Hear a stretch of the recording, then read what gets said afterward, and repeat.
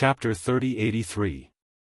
Disdainful of all living beings, arrogant imposing manner, even the air froze in awe. Their appearance was like 1,000 catty boulder, pressing down one by one. Even the usually flamboyant and fearless underworld palace's people all widened their eyes in horror. "It's you?" Yiqing Luo's vision fell onto the man who was standing right in front. That man had a solemn expression, with an upright and plain-spoken expression. When he saw Yiqing Luo, the man's eyes revealed an astonished look. Librarian of Balance. Yiqing Luo's lips curled into a sweet smile. Long time no see. These 10 people were not others. They were the Librarian of Balance who was attracted by the eruption of her profound jade heart during the battle in the West Continent. The man in the lead was the Librarian of Balance whom she had met the last time. He was also the boss of these 10 Librarian of Balance. "You." The librarian stared at Yiqing Luo, his vision swept across her body, and immediately fell onto the bloody Bai Mei who was lying on the ground. He frowned and spoke solemnly, "You are the one who she reported, using illegal means to sneak into the upper realm from the lower realm?" From Yiqing Luo's body, the librarian didn't feel that she had the qualifications to be in the earth realm. But, thinking of Yiqing Luo, that mysterious power, the librarian's expression had some changes. Yiqing Luo's smile deepened, her long and narrow eyes also curved. "It should be. My father, seems that among the people present, only I am from the lower realm." The 10 librarian behind him had met Yiqing Luo previously in the West Continent. They were also clear that their own librarian seemed to have some misgivings towards Yiqing Luo. Hearing that the person who was reported was her, each of their faces revealed a complicated expression.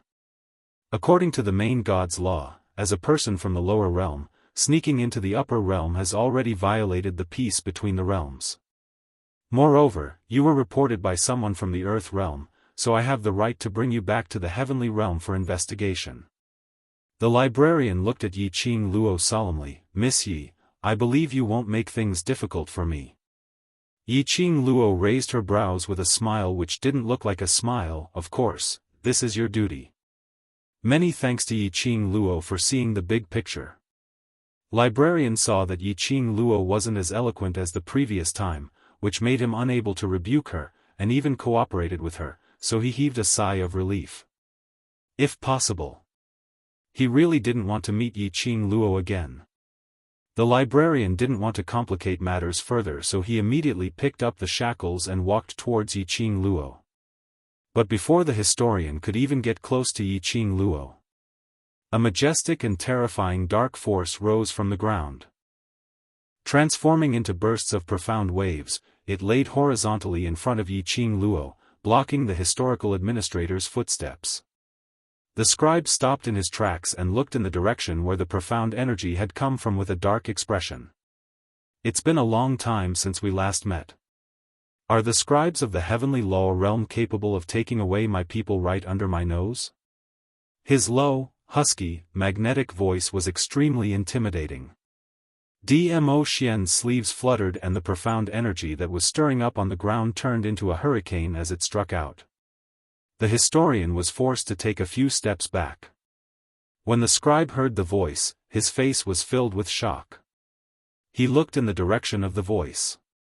In his pupils, a tall figure was reflected. The purple robe fluttered, as though it had opened up a pair of wings, overflowing with splendor and glaring. When the historian's vision fell onto that person's face, his entire person was stunned on the spot. Chapter 3084. The historiographer's heart thumped hard. Since the last time in the West Continent, the historiographer knew that this lady named Yiqing Luo had some kind of relationship with that mysterious and respectable overlord. Perhaps she was just a pet that the overlord used to pass the time. But, the historiographer had never thought of this. The Lord Dizun who could make the realm lord of the heavenly lower realm retreat when the name of Dizun was mentioned, he actually fell in love with a lady from the lower realm. If it wasn't for the fact that he had personally witnessed the Overlord holding Yi Qing Luo in his arms with a tender and loving look. The historiographer and the other historians would absolutely not believe it. Although, Yi Qing Luo was indeed devastatingly beautiful as a flower. But she was after all a lady from the lower realm. The Overlord's status was respectable. How could a lady from the lower realm be worthy of him? The expressions of the historiographer and the other historians were extremely complicated and unpredictable. My little Luo, is kind-hearted and doesn't want to make things difficult for you. Dmo Xian's low voice rang again, but I don't care if you make things difficult for me. His voice was as calm as water, extremely calm. But when the historiographer and the other historians heard it, they suddenly felt a chill from the soles of their feet to their heads. The historiographer's expression was extremely ugly. I am only following orders. Dmo Xian's thin lips curled frivolously. Following orders? If the historiographer is really such a person who values orders and missions, then you wouldn't easily let go of someone who should be arrested, isn't it? His voice revealed a trace of ridicule and ridicule. The historiographer broke out in cold sweat. Dmo Xian's words had a hidden meaning. The historiographer heard it clearly. It looked like, the last time when he was about to capture the Dark Forces people, the news of them being abducted halfway when they were heading to the Heavenly Realm, the Overlord already knew about it.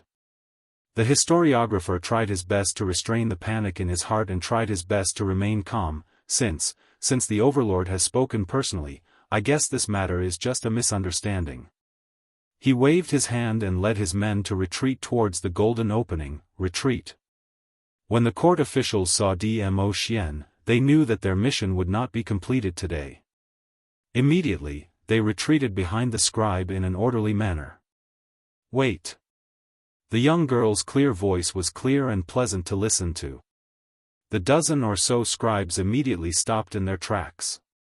The young lady leaned into Dmo Xian's arms as she lazily raised her slender brows and smiled lazily. It's rare for me to meet Mr. Librarian. Why is Mr. Librarian in such a hurry to leave? The prefect's back stiffened and cold sweat oozed from his forehead. He turned around stiffly and said, Miss Yi, we still have other tasks and it's not convenient for us to stay any longer. Isn't the Keeper of Scribes on a mission? Yi Qing Luo tilted her head in puzzlement and smiled innocently. After all, I'm indeed not from the Earth domain and was reported by someone. Why didn't you investigate clearly and just let me go? This is a misunderstanding. The scribe's brain spun rapidly as he tried to think of a way to explain. We received a report and rushed here because we were worried that someone would use illegal means to sneak into the land. This would affect the balance between the land and the mortal world. But Miss Yi is the lover of His Majesty, so she definitely did not use illegal means. Chapter 3085. Right. How would they dare to say anything wrong? Yi Qing Luo smiled.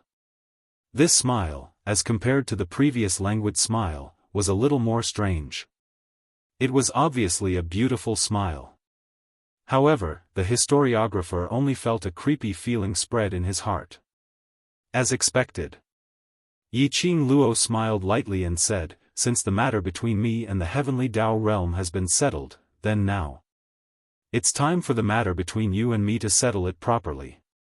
The historian's expression congealed. Miss Yi, what matter do you want to settle with me? Yi Qing Luo's lips curled up as she smiled sweetly. Without beating around the bush, she stared at the historian's eyes and spat out 4 words, dark, force. Indeed, the historian's face sunk slightly. He shifted his gaze and frowned. This matter.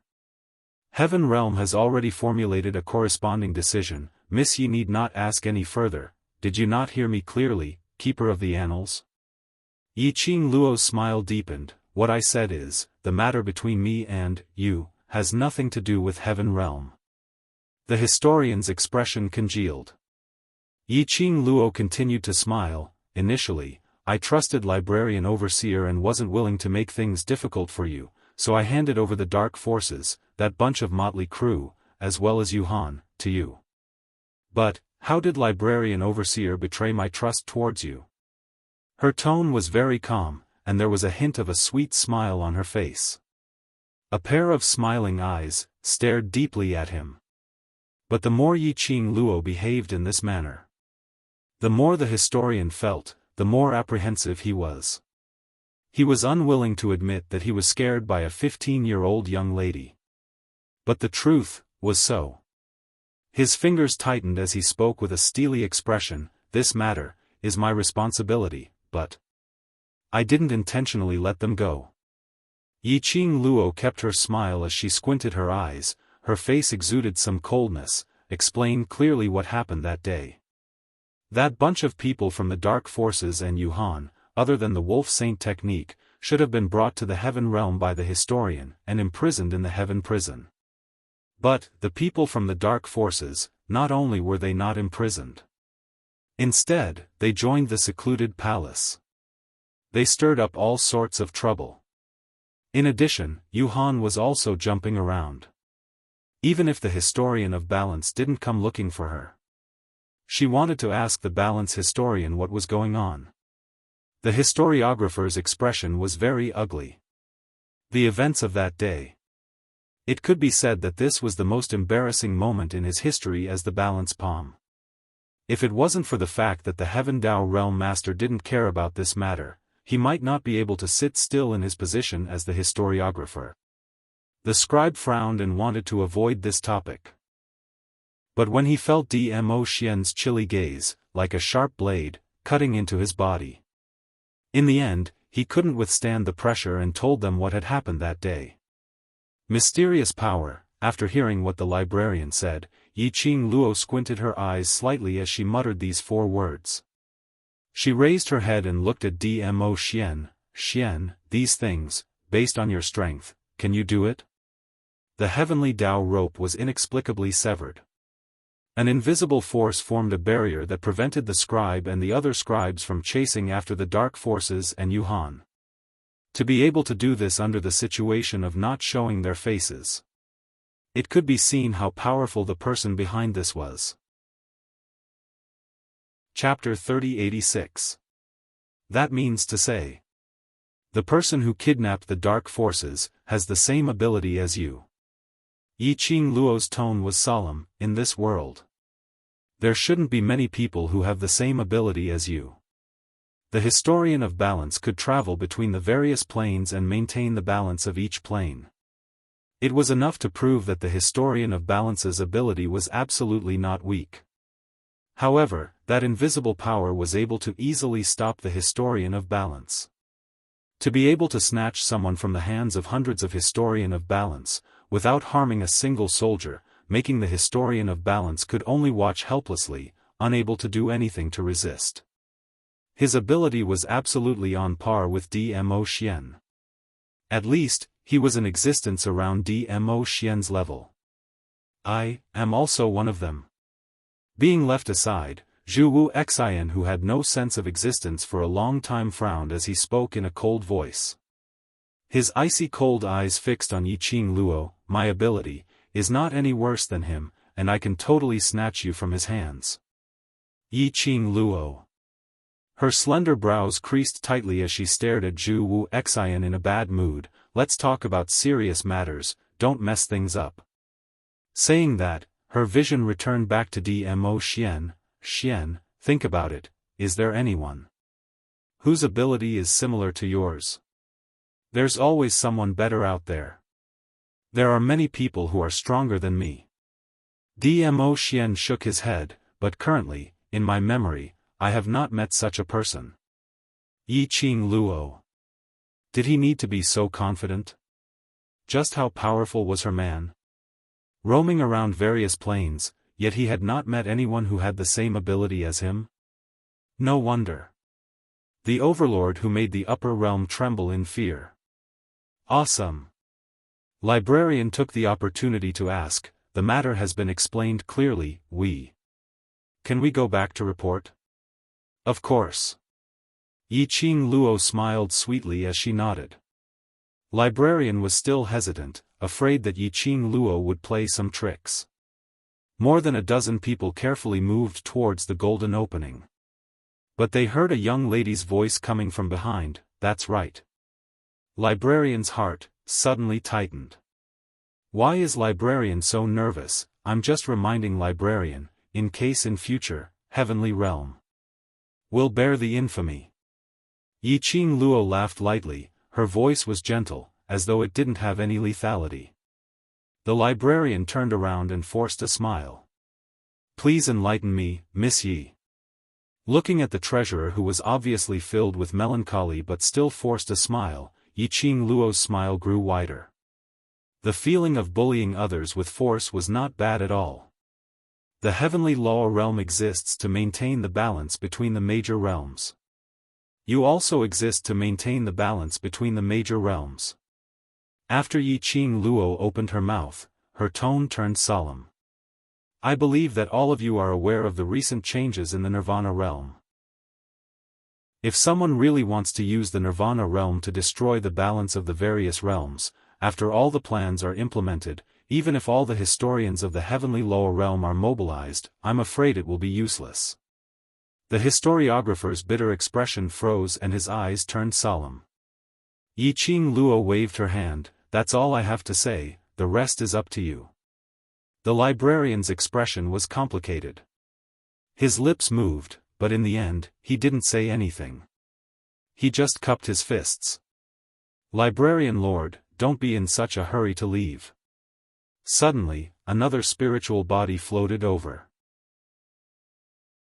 Chapter 3087. Bye, the historiographer's lips trembled and his eyes widened as if he wanted to say something. Baisu's spiritual body floated and interrupted him. "Historiographer, are you forgetting something?" The historiographer's words were stuck in his throat. However, his eyes were fixed on Baisu without blinking.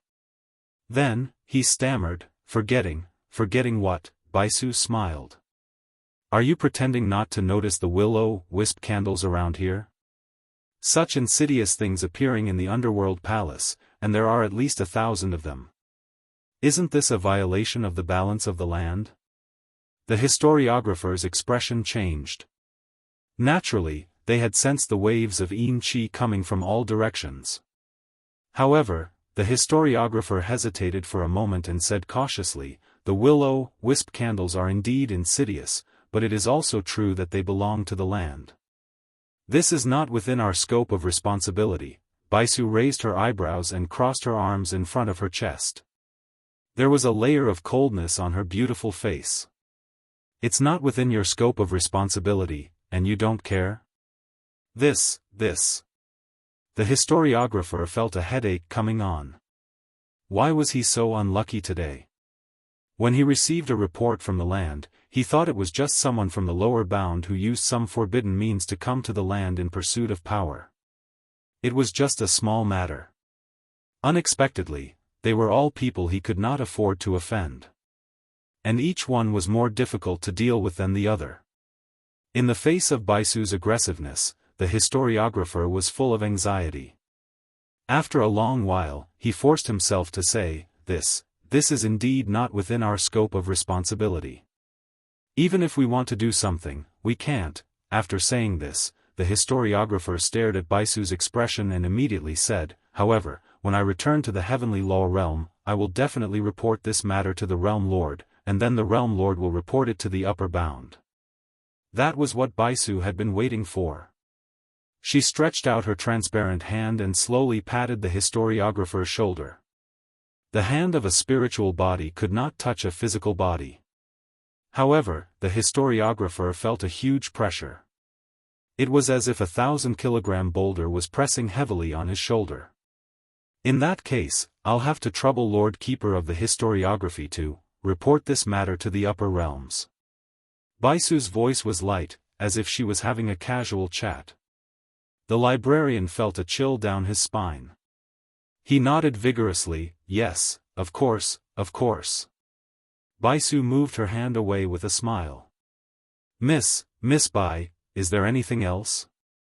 The scribe looked at Baisu's expression and asked tentatively. Baisu continued to smile, yes. The librarian, he was so tired that he didn't want to resist anymore. Baisu glanced at Bai Mei, who was lying on the ground with a badly mutilated face. Bai Mei made a false report to the heavenly realm because of her personal grudges, slandering Yiqing Luo for using extraordinary means to sneak into the earth realm and obstructing the normal order of the court officials. Shouldn't the court official handle this matter? The scribe followed Baisu's line of sight. When he saw Bai Mei's terrifying face, he frowned. Chapter 3088. The scribe was speechless. If he hadn't seen Baisu's domineering side just now, the scribe might have been deceived by Baisu. But now, hearing Baisu's words, the scribe knew Baisu's purpose clearly. He coughed softly and gave the two scribes behind him a look. The scribe understood and immediately stepped forward. He lifted Bai Mei up from the ground from both sides.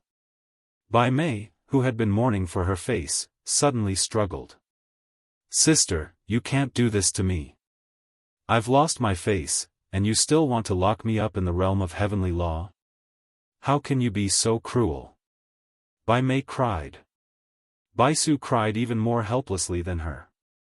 I don't want to do this, but I don't have time to accompany you, and I can't discipline you, so I let you do such a thing. Your body, hair, and skin belong to your parents. But you actually used this kind of method to change your face. Not only that, but you also absorbed yin qi, hurt others, and destroyed yourself.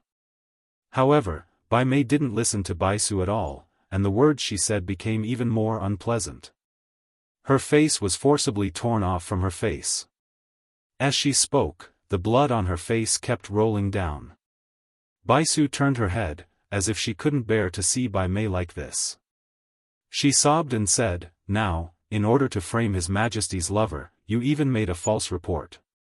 If not for His Majesty's kindness, if not, the consequences would not be as simple as being locked up. I'm trying to save you. Speaking of this, she was already choking with sobs. Mr. Scribe, I'll leave my sister to you. You don't have to respect me or His Majesty. As long as you can teach her what to do and what not to do. You can do whatever you want. Baisu took a deep breath and waved her hand. I hope Mr. Scribe can take good care of my poor sister. When her transformation is successful, I'll personally go to thank you and take her home. Bai Mei's screams and insults became even more unpleasant. Her face was covered with blood, and her white dress was dyed red. The scribe was also worried that if she stayed any longer, she would be involved in a series of things. Immediately, he called out to the scribe and carried Bai Mei to the direction of the golden entrance. Fortunately, this time, no one stopped him. After the scribe disappeared through the golden opening with the other scribes, the golden light that illuminated the underworld palace also gradually dissipated. The interior of the underworld palace was once again enveloped by a dark green light. The gloomy and eerie atmosphere had returned. All right, everyone has left and the matter should be settled. Let's disperse. Baisu drifted over leisurely, her slightly transparent spirit body wrapped tightly around Yiqing Luo. Baisu's beautiful eyes sized up Yiqing Luo without blinking. He seemed to be examining something. Yiqing Luo wasn't used to this feeling and took a few steps back unnaturally. Didn't you scram? Why did you come back? Dmo Xian pulled Yiqing Luo into his arms, blocking Baisu's sight. Baisu floated backward and shrugged, My poor sister is still here. If you kill her in a fit of anger, I will lose my poor sister, won't I? Yiqing Luo popped her head out from Dmo Xian's embrace. Chapter 3089. But Baisu's words were indeed true. If she hadn't returned, even if Dmo Xian didn't kill Bai Mei, those people from Hell Palace would not let Bai Mei off. After all, Bai Mei's human face was obviously in cahoots with Ghost Fire Candle. Then Bai Mei would be in cahoots with Dark Palace, who made use of Hell Palace. All along, they were the ones who made use of others and hurt others. Now they had been schemed against. Everyone from Hell Palace was suppressing a raging fire in their hearts. If it wasn't for the fact that Dmo Xian and Bai Su were around, they might not be able to hold it in and vent their anger on Bai Mei. Dmo Xian squinted his long peach blossom eyes and didn't bother about Bai Su as he looked at the person in his arms. How do you want to settle the people from Hell Palace? It could be said that with Dmo Xian around, even if Yiqing Luo killed the people from Hell Palace in the Earth Realm, the balance historian wouldn't come looking for trouble. Presumably, that historian didn't want to meet Yiqing Luo anymore. Yiqing Luo wrapped one arm around his waist as she pondered for a moment, temporarily. Don't kill them. The people from Hell Palace had been made use of by Dark Palace. In terms of revenge, Xia Ba and Leng Yan, these two proud and arrogant people, had been crippled. They had become useless people who needed people to serve them even when they were eating, drinking, and defecating. To them, this was the most severe punishment. As for the others, since Dark Palace liked to play such tricks, she might as well retaliate. Like Hell Palace, a place where the united and fearless lunatics gathered. Just like Dark Palace, they were perverts who liked to cultivate those sinister forbidden cultivation methods. After finding out that Dark Palace had schemed against them, they wanted to use their power to nurture Yin Qi and human face. How could they possibly let Dark Palace off? Dark Palace wanted to make use of Hell Palace to deal with her and Dmo Xian. Then, they could also make use of Hell Palace to deal with Dark Palace. Apparently, Dmo Xian had the same thought as her. The two of them smiled at each other as their brows were filled with warmth and sweetness. Cough. Cough cough. A hurried cough was heard. The two of them immediately looked over. Zhu Wu Xian's face was cold as he raised his right hand. My hand hurts. Dmo Xian's brows creased slightly as he squinted his peach blossom eyes in displeasure. Now you know pain. Yiqing Luo squinted at him. You deserve to die from the pain. If it wasn't for the fact that he refused to let go of her, how could a human face have the chance to hide in his body? Why did he cause so much trouble? Now, in order to force Chu Wuxin out of his skin, who knew how long he had to keep Chu Wuxin by their side? Not to mention that between Chu Wuxin and Dmo Xian, there was a possibility that a fight could break out anytime. Let's talk about what happened in the Nirvana realm. About the Palace of Gloomy Darkness. Regarding the corpse puppets. The matter of gathering sacred beast pearls. She simply did not have any extra time to take care of Zhu Wuxin. Zhu Wuxin's face became even darker and colder. You think that I shouldn't be in pain? Can you stop messing around? Towards Zhu Wu Xian's train of thought, Yiqing Luo was rather helpless. Given Zhu Wuxin's character, she couldn't tell him directly that she wasn't the person who had made a promise to him when they were young. Zhu Wuxin was the kind of person who would rather die in glory than live in dishonor. If he knew that she had taken over the original Yiqing Luo's body, then there was a high possibility that they would become enemies. Becoming enemies with Zhu Wuxin was absolutely a headache. Zhu Wuxin's eyes were sinister and his deep cold eyes were deep and gloomy. Chapter 3090. Zhu Wu Xian's action made Yiqing Luo turn pale with fright.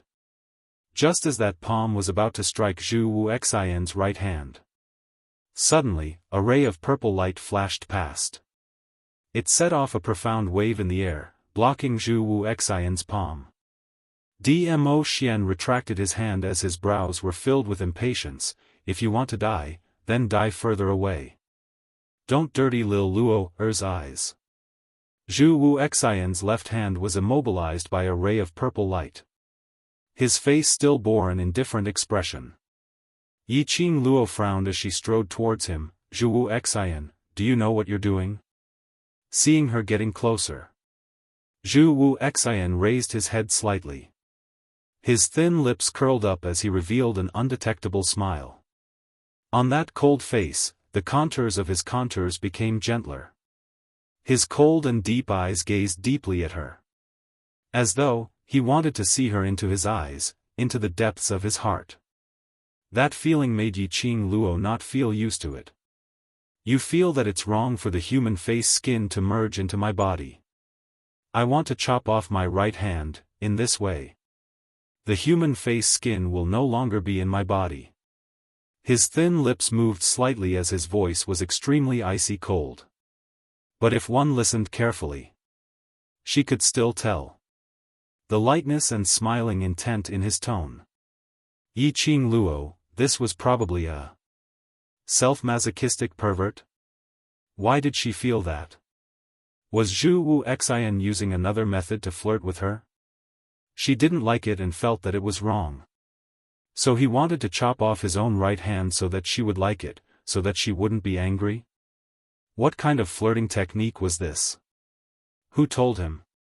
She totally didn't feel touched, all right? Yi Qing Luo's lips twitched as she no longer had the energy to ridicule him.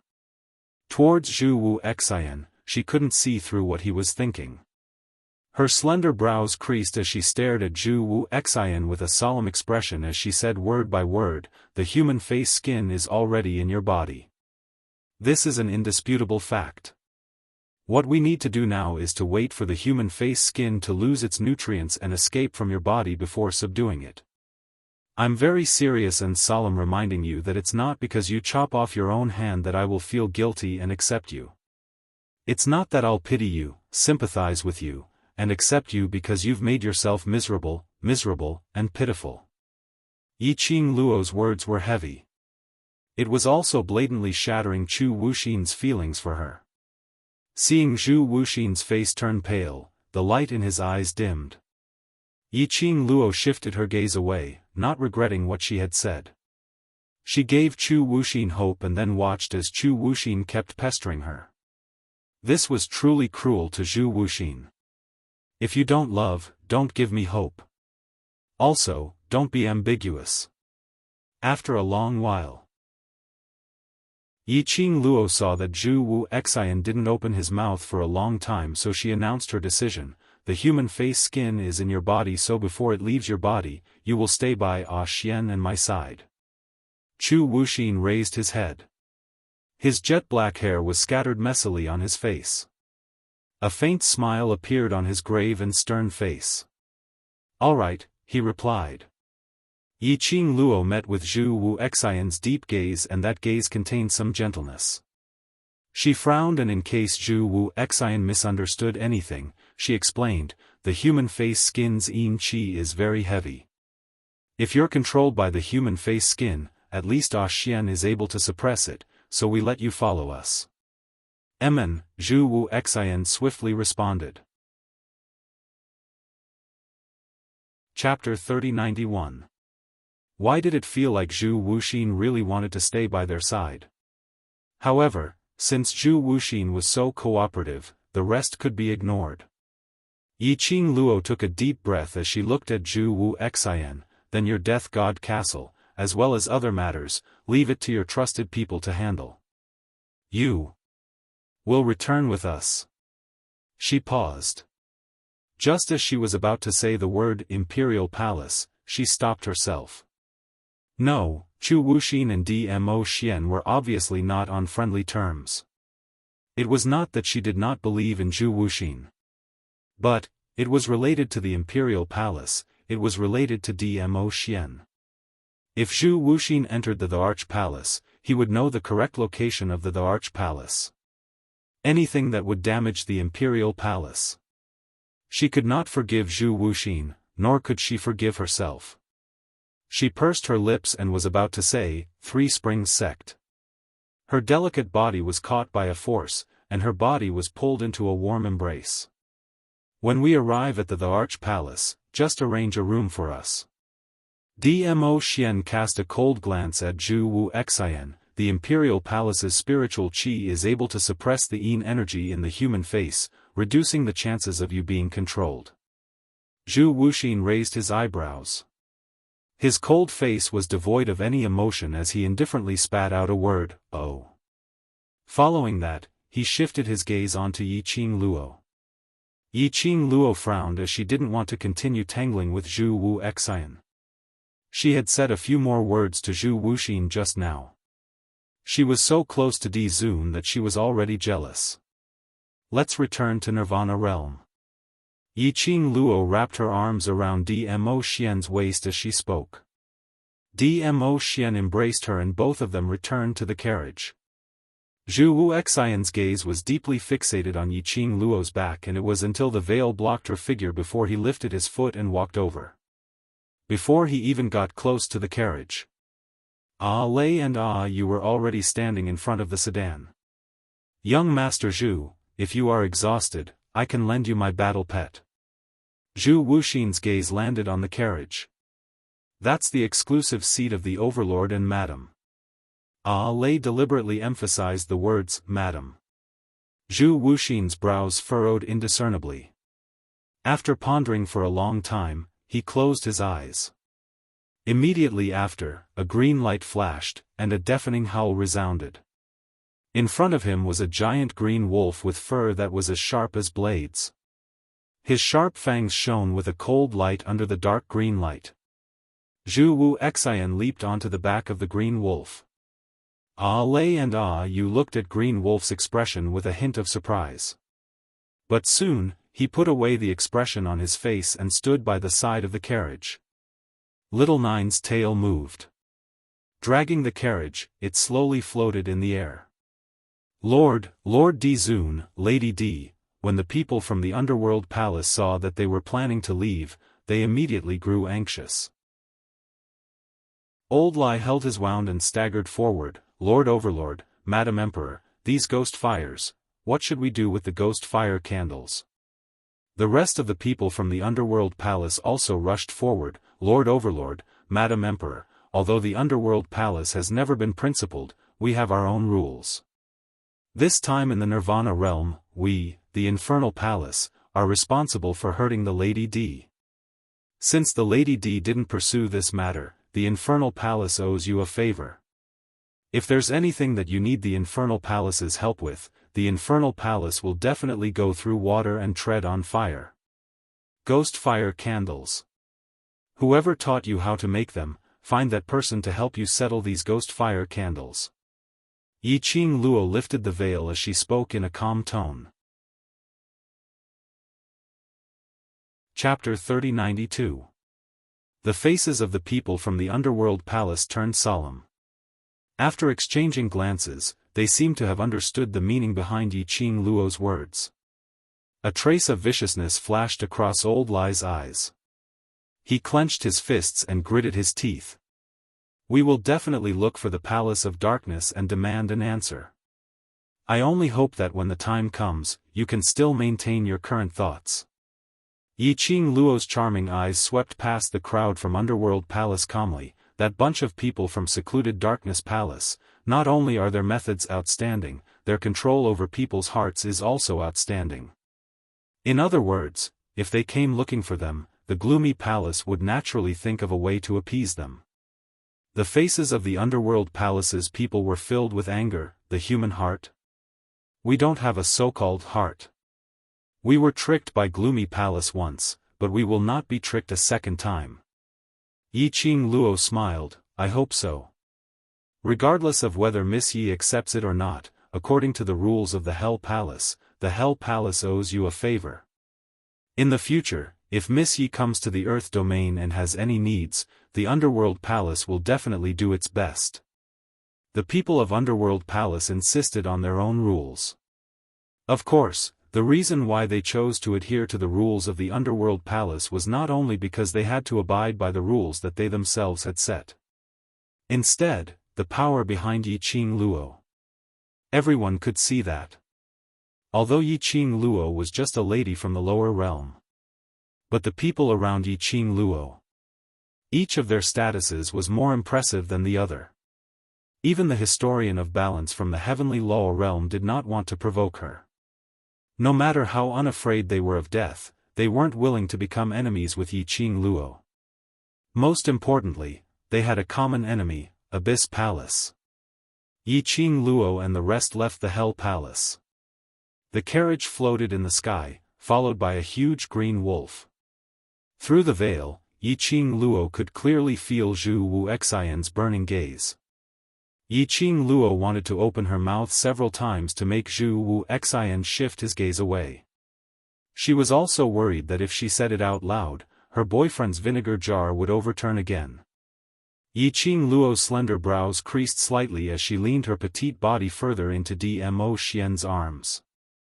Dmo Xian's long arm gently embraced her as he lowered his eyes to look at the person in his embrace. His deep inky eyes shot a cold glance at the person who was following behind him. A dark glint flashed across his eyes.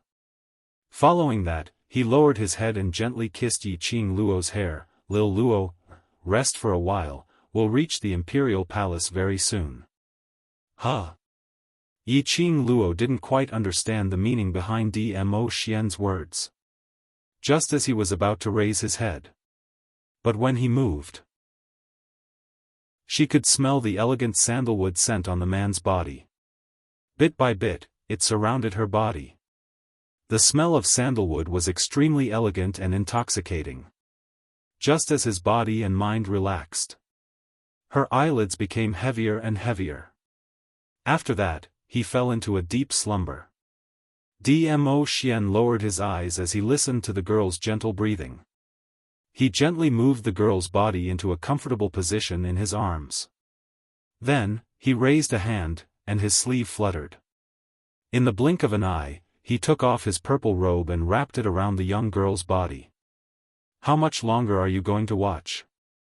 Dmo Xian hugged Yi Qing Lu tightly as he spoke in a cold voice. Outside the carriage, it was silent. Dmo Xian's eyes turned cold as his voice turned even colder. No matter how you watch, Lil Luo, will not be yours. Your actions will only make Lil Luo, feel troubled. Perhaps it was because of the mention of Yi Qing Luo.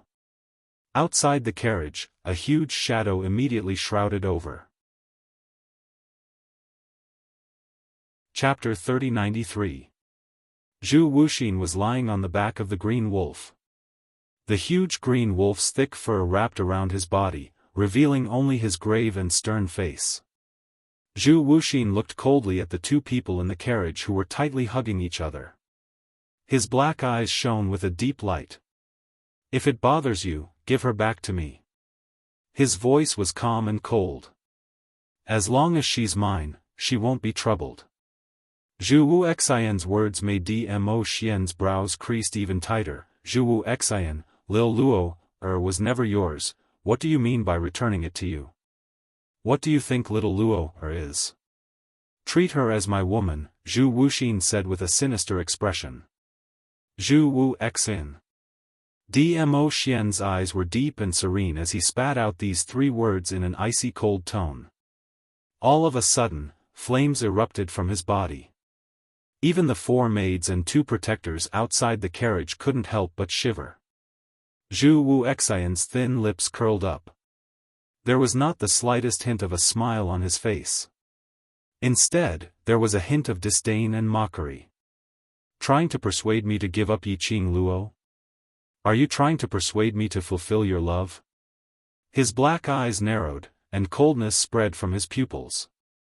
There was also a hint of mockery in his tone. What a pity.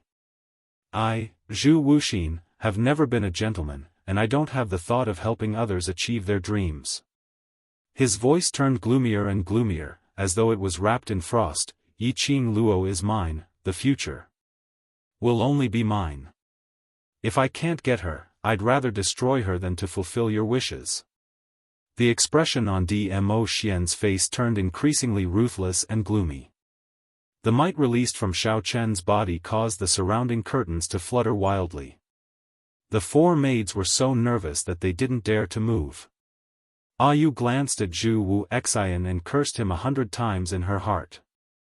This Zhu Wuxin was seriously too ignorant of what was good for him. He dared to snatch Di Zun's woman, and he even dared to be so arrogant. If the overlord was angry, he could tear him apart with his bare hands. Even Ayu and Ale, the two guardians, were somewhat unable to withstand the powerful pressure. They turned their pleading gazes towards the mistress of the imperial palace who was sleeping soundly in Dmo Xian's arms. Di Zun was furious. Only the mistress could pacify him. However, no matter how arrogant the Di Zun was, and how majestic his aura was, Yi Qing Luo wasn't affected at all. Her lips still hung a faint smile as her hands wrapped around Dmo Xian's waist. Obviously, she was having a sweet dream about Dmo Xian. Dmo Xian had already tried his best to suppress his urge to kill Zhu Wu Xian. He understood Yi Qing Luo. He knew his woman. To Yi Qing Luo. She thought that she had taken over the original identity of Yi Qing Luo. Because of her existence, she had gone against the original Yi Qing Luo and Zhu Wu Xian's promise when they were young. She more or less felt a little guilty towards Zhu Wuxin. In particular, Zhu Wuxin had saved her several times because of the promise he made when they were young. Yi Qing Luo was very grateful towards Zhu Wu Xian. If he really killed Zhu Wuxin, there would definitely be a barrier between him and Yi Qing Luo. Dmo Xian's eyelids drooped as he gazed deeply at the person in his arms. Soon after, he forcefully shut his eyes as he restrained the vicious aura around him. Zhu Wu Xian didn't have the mood to tangle with Dmo Xian any further. For a moment, they were both speechless. This strange atmosphere. It made the two guardians shiver uncontrollably. The two of them were in a stalemate. They were afraid. The two of them remained silent. They also felt their hairs standing on end. They were very suspicious. Letting Zhu Wu Xian stay in the imperial palace. Chapter 3094. Imperial Palace. Yi Qing Luo woke up when Dmo Xian carried her back to her princess-like room. The minute she opened her eyes, she saw the entire room in pink. Yi Qing Luo went into a daze for a moment. After some time, her vision was fixed on Dmo Xian's face. "We're back?" She was still thinking of seeing how Dmo Xian brought her through the realm door. How could she be so disappointing, falling asleep in the carriage? It seemed, on the way to the Hell's Palace, she felt dizzy for a moment and then they reached the Hell's Palace. Thinking of the sandalwood scent she smelled before she fell asleep. Yi Qing Luo's slender brows creased as her eyes suddenly widened and her little hand grabbed Dmo Xian's collar. "Tell me honestly, did you intentionally make me fall asleep?" Dmo Xian's slender long hand caressed her lips as he gave a low and hoarse smile. "Isn't it because you wanted to stay in my arms, so you fell asleep?" Yi Qing Luo opened her mouth and bit his finger as she stared at him resentfully. "Don't think that by teasing me, you can change the topic. Tell me honestly, you made me fall asleep. What unspeakable things are you planning to do behind my back?" "Do what? What do you think?" His low and hoarse voice was filled with magnetism. His finger intentionally teased between her teeth. His gaze was filled with infatuation. It was an obvious indication of some kind of feelings. Yi Qing Luo's cheeks flushed red. She bit hard on his finger and immediately let go. "Don't use this method to change the topic, I don't fall for it. Pretty boy trick or something. Use it a few more times. She would also develop antibodies all right." Dmo Xian laughed lightly as he bent down and planted a kiss on her lips. "All right, I admit that I'm the reason why you fell asleep." His forehead was placed on hers. The distance between the two of them was very close. "Why?" Yi Qing Luo asked. Dmo Xian caressed her face gently. "I don't want you to see me finding trouble with Zhu Wu Xian." Yi Qing Luo's eyelashes fluttered as she abruptly sat upright, pulling the distance between the two of them apart. You and Zhu Wu Xian fought?" The minute she fell asleep, the two of them started fighting? Indeed, letting Zhu Wuxin stay in the imperial palace was a wrong choice. I don't have the habit of taking advantage of others. Dmo Xian pinched her nose. Yiqing Luo's hands held onto his mischievous large palm. Where did you arrange for Zhu Wuxian to stay? Guest room. The human face hiding in Zhu Wuxin's right arm was a hidden danger. No matter how much he disliked Zhu Wuxin, Dmo Xian would not arrange for Zhu Wuxian to be too far away from him. He held onto her hand as his body leaned downwards. A rich male hormonal scent enveloped Yiqing Luo. Yiqing Luo's back fell onto the soft big bed. She raised her eyes and met the man's deep peach blossom eyes. The flowing light was overflowing with a myriad of splendor. Yiqing Luo, who had already said that she had developed an immunity to the seduction, was once again mesmerized by the man's magnificent looks. I don't like the sound of his name coming from you. Dmo Xian lowered his head and captured her lips. This kiss was extremely forceful. Yiqing Luo didn't even have time to struggle before she was completely drowned by the man's scent. Until a rhythmic knocking sound was heard outside the door, interrupting the warmth and sweetness in the room. Dmo Xian's expression was extremely ugly, with an unsatisfied expression. Yiqing Luo pushed him away as she speedily tidied up her clothes and coughed lightly. What's the matter? Madam. Chapter 3095. Beiyuan? Yiqing Luo immediately pushed away the man who wanted to hug her and slid down from the pink princess bed.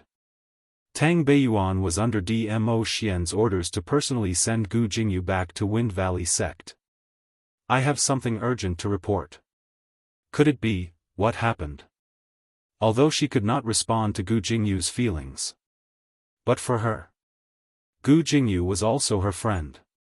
Yiqing Luo opened the door and walked out. What happened?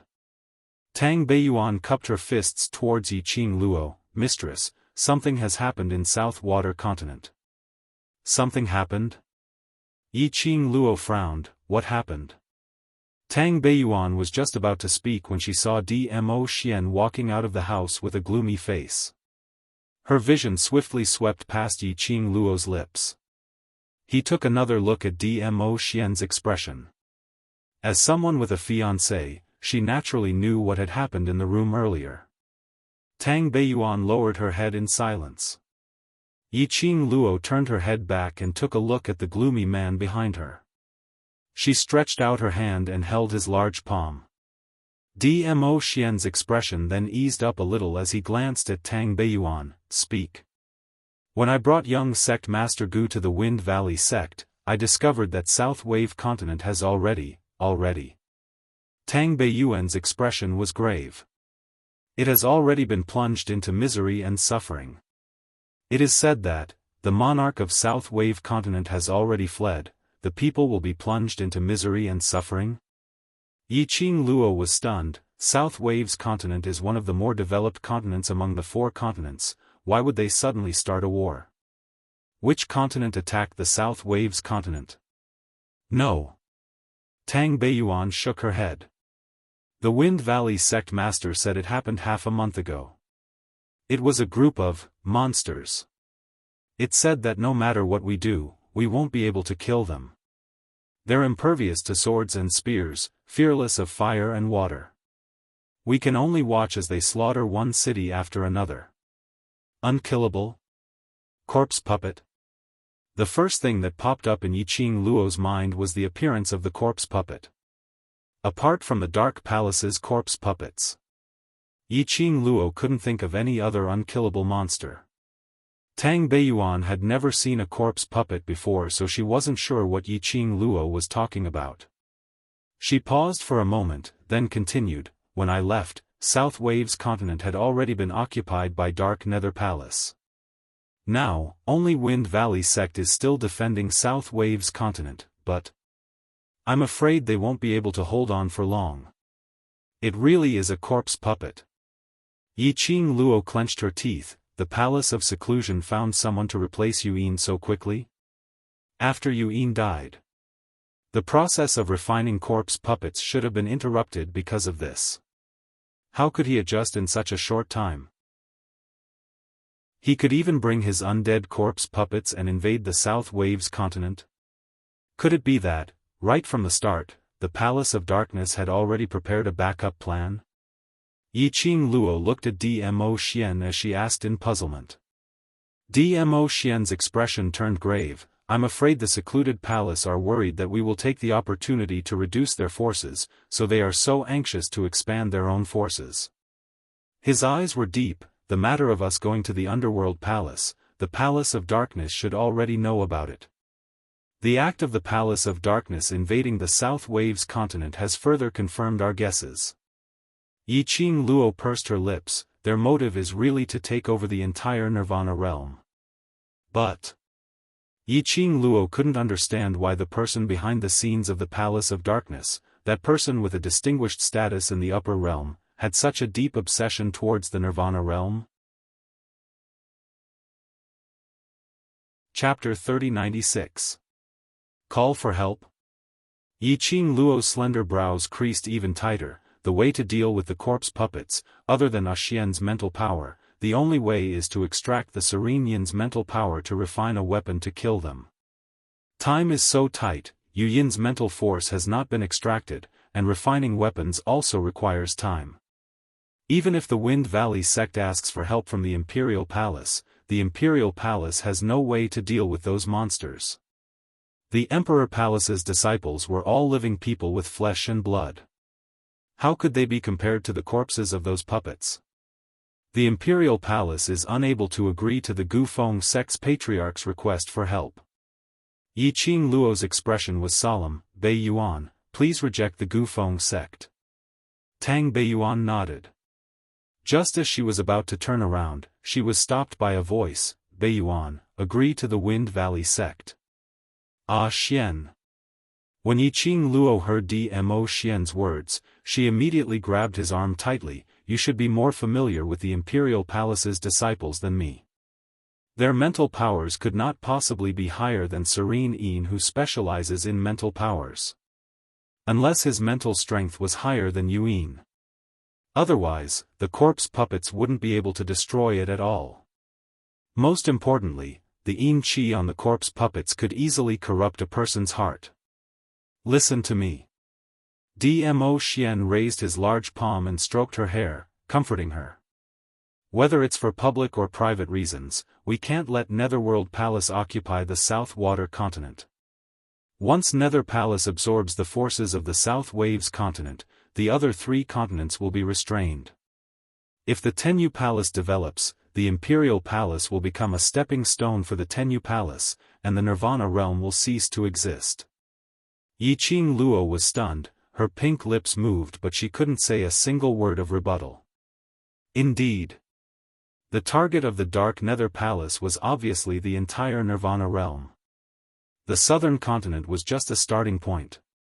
If secluded Darkness Palace invaded the South Water continent and then attacked the West Water continent in one fell swoop, the West continent, which had just experienced a great battle with the dark forces and was still recuperating, was definitely no match for the undead corpse puppets. In this way, the East and North continents would be in imminent danger. She and Dmo Xian had gone to the Underworld Palace. The Palace of Gloomy Darkness must have known through by May's thick skin. They must also know that the Balance Historian of the Heavenly Loa realm had met with them. However, the Dark Nether Palace still dared to invade the South Water continent in such a wantonly manner, directly targeting the entire Nirvana realm. Clearly, he was not afraid of the Heavenly Loa realm interfering. Or perhaps, the person behind the Tenyu Palace had a higher status than the Heavenly Loa realm? But, if his status was so high, why did they have to target a small shrimp like her? Why did he have to invade the entire Nirvana realm? Just because she was together with Dmo Xian? Just because Dmo Xian stayed in Nirvana realm, it caused the people behind the Nether Palace to feel that there was some unspeakable secret in Nirvana realm? No, something was not right. If the other party was really as she guessed. His status was above the Heavenly Loa realm and he was mysterious and noble. Unless it was necessary. The other party would never take such a huge risk to destroy the balance between realms that had been maintained for centuries, or even millennia. Little Luo, Dmo Xian's voice rang once again. His hand, gently placed on Yiqing Luo's shoulder. Yiqing Luo raised her eyes and met his gaze. The most important thing is.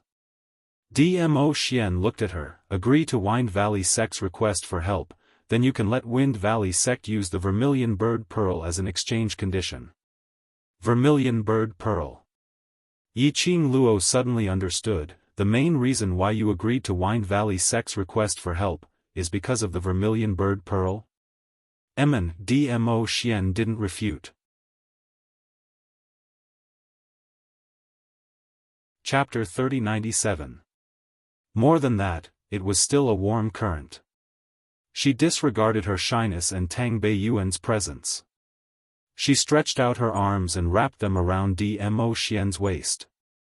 She leaned her body completely into Dmo Xian's arms. Agreeing to Wind Valley Sect's request for help. Ultimately, it was all for her. In order to help her collect the 4 sacred beasts' pearls, in order to open the door to the upper realm. Ah Xian, thank you. She spoke in a hoarse voice as her little face rubbed against his arms.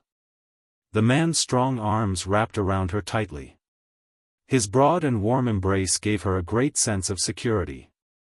He chuckled as his magnetic and mellow voice floated down from above her head. Silly girl, I'm not only doing this for you, but also for myself, for our future. While speaking, Dmo Xian had already bent down and pressed his thin lips against her ear. The man's warm breath sprayed out. He smiled. I really can't wait to make you my wife. Yiqing Luo's petite body trembled slightly. Her fingers which were clutching the man's robe unconsciously curled up. Her little face which was buried in the man's arms was stained with a few patches of red. Beiyuan, go and reply to Wind Valley Sect. Dmo Xian gently caressed Yiqing Luo's fine black hair as he looked up at Tang Beiyuan. Bring the conditions that I have mentioned over. Yes. Tang Beiyuan responded. Wait. Yiqing Luo popped out her little head from Dmo Xian's arms. Beiyuan, leave the matter of replying to Wind Valley Sect to others first, I still have something to trouble you with. Tang Beiyuan was stunned for a moment before she nodded, yes, mistress. Hearing Tang Beiyuan's serious address, Yiqing Luo's temperature which had dropped with great difficulty rose again. She pursed her pink lips and said, if it's possible, ask Wind Valley Sect's patriarch if they can hold on for another 3 days. 3 days later, the Imperial Palace will definitely rush over. 3 days. Tang Beiyuan was slightly hesitant. The situation in South Continent isn't too optimistic. 3 days might be a little difficult. First bring a portion of the Xian generation disciples to South Continent. 3 days later, I will personally go over with little Luo, Dmo Xian said. Tang Beiyuan answered, yes. After Tang Beiyuan left, Dmo Xian Huan hugged Yiqing Luo's petite body tightly as he cupped her little face with one hand. Want Beiyuan to refine a batch of weapons to go against the undead puppets in these 3 days? Yiqing Luo's hands wrapped around his neck. No one knows me better than Ah Xian, you're really a roundworm in my stomach. Indeed, this was what she had in mind. Within her azure dew bracelet, a dark and sinister mental energy was sealed. First, he extracted a portion of his mental power and let Tang Beiyuan use it to refine a portion of the weapons. At least when it came to undead puppets. He wouldn't be in such a sorry state.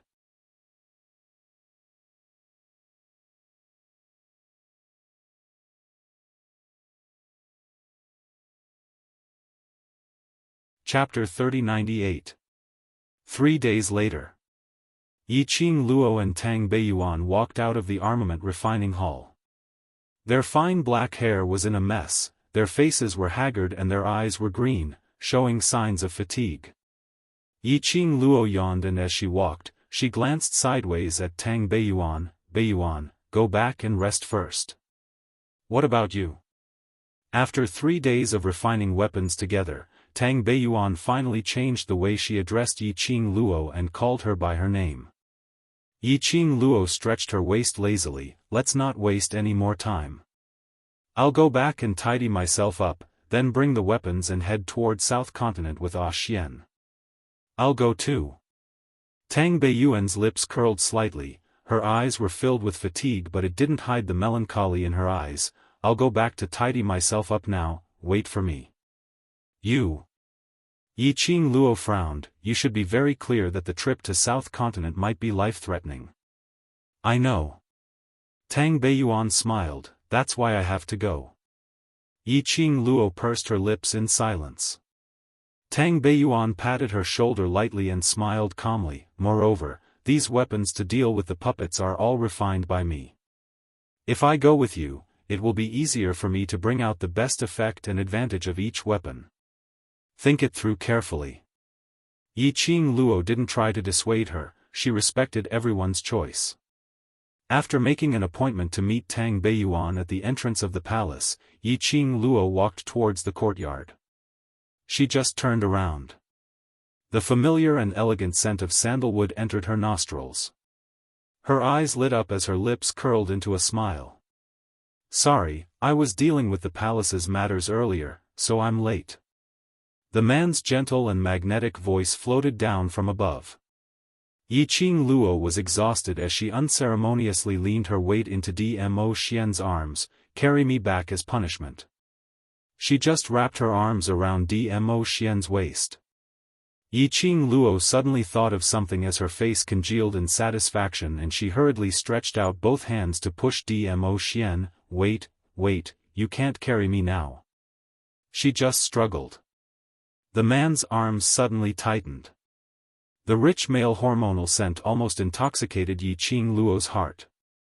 Dmo Xian's thin lips curled up frivolously. I haven't seen you for 3 days, I miss you so much that I'm going crazy, how can I not hug you? The man's words of love were husky and magnetic. A pair of blazing eyes, as if a raging fire was about to burn. Yi Qing Luo's cheeks flushed red. Her brain had already been seduced by the man's sweet nothings. But her body was still resisting the man's intimate embrace again. Dmo Xian held both her hands that were pushing him away, his low and husky voice was mellow and sexy. Haven't seen me for 3 days, don't you miss me? She wanted to say no. His lips parted slightly, but not a single word came out. Why was it that she was always the one who was unable to extricate herself from Dmo Xian's seduction? Why did you reject me? Dmo Xian saw that she had stopped struggling and continued to tempt her with a low and husky laugh. Yi Qing Luo's hands were held by him and her body was locked in his embrace, so there was no way for her to escape. In the end, she could only blush as she muttered, I haven't bathed in 3 days. The smell stinks. Finishing her words, she buried her face into Dmo Xian's arms.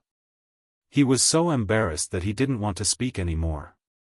But, after she finished her words, silence pervaded the air. This made Yi Qing Luo feel even more embarrassed.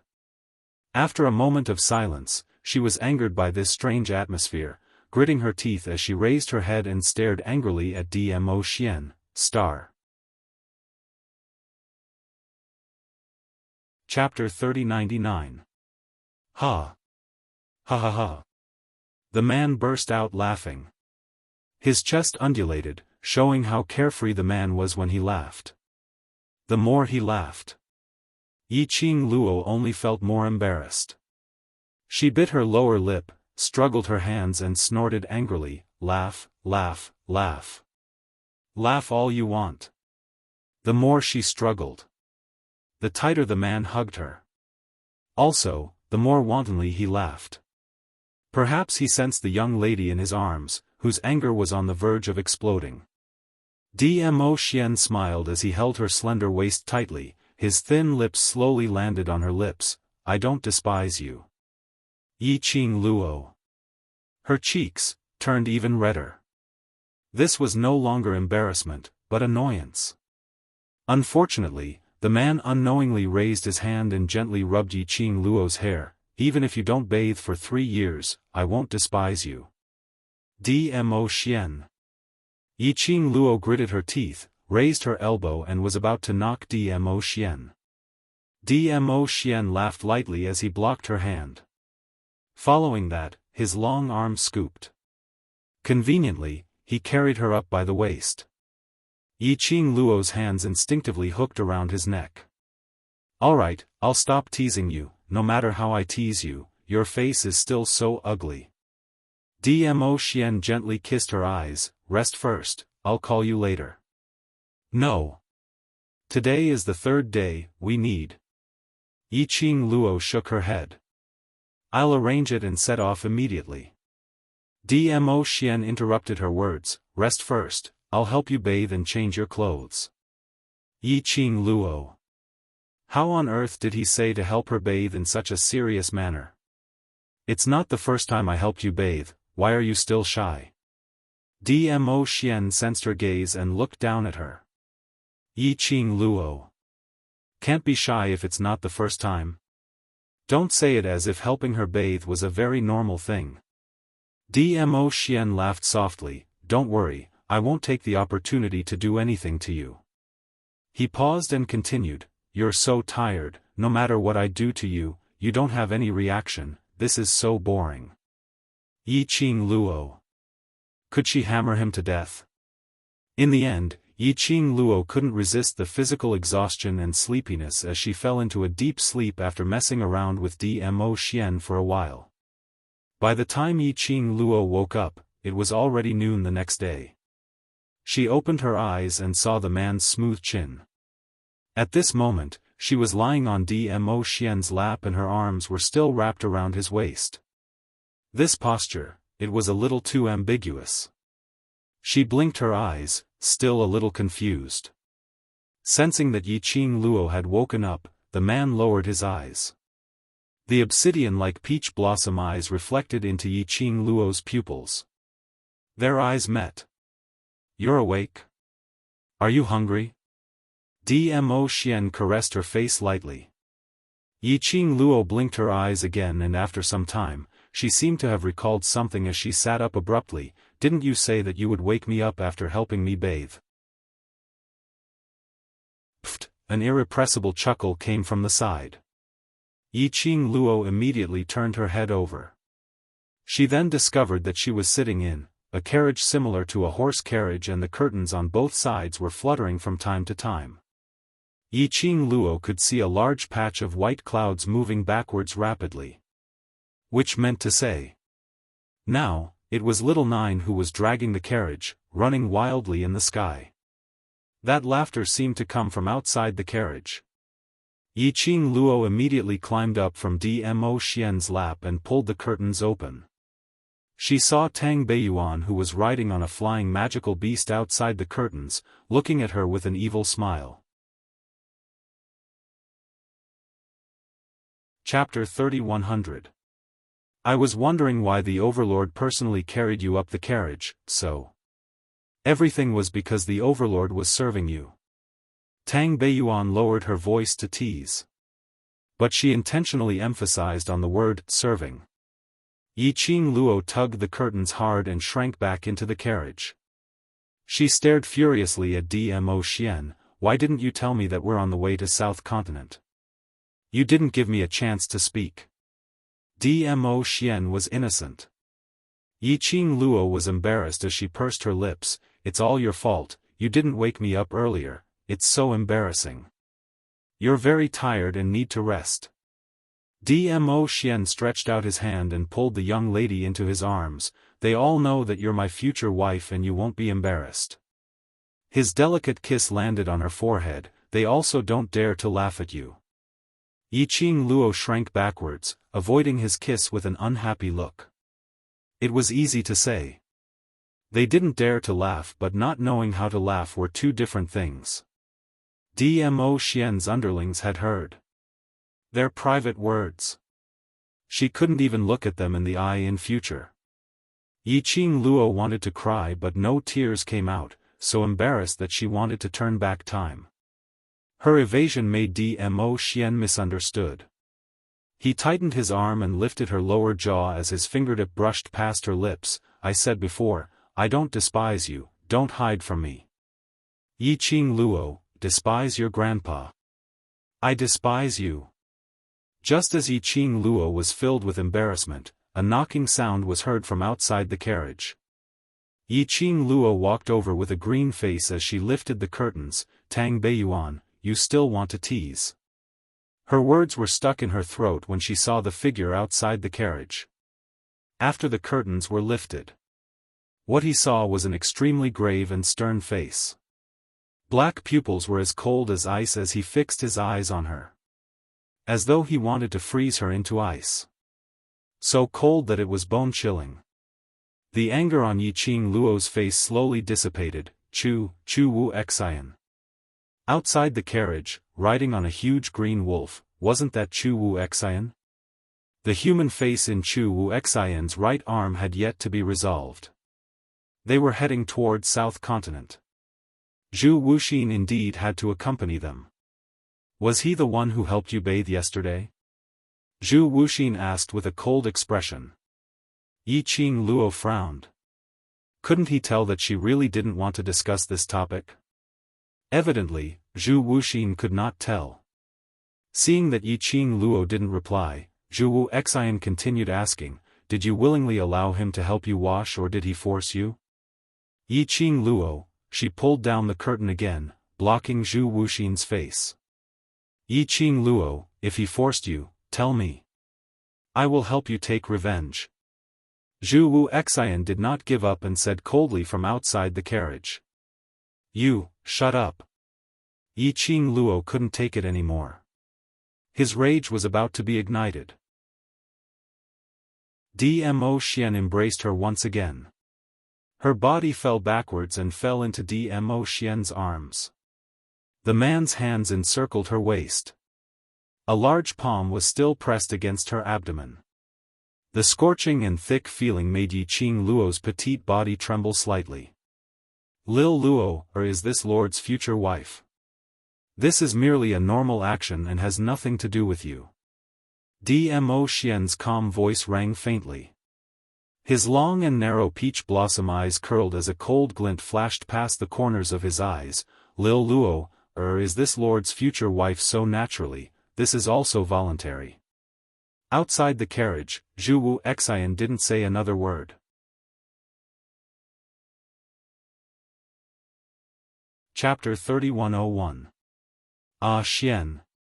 Yi Qing Luo's little hand held on to Dmo Xian's big palm as she called out to him softly, don't say any more.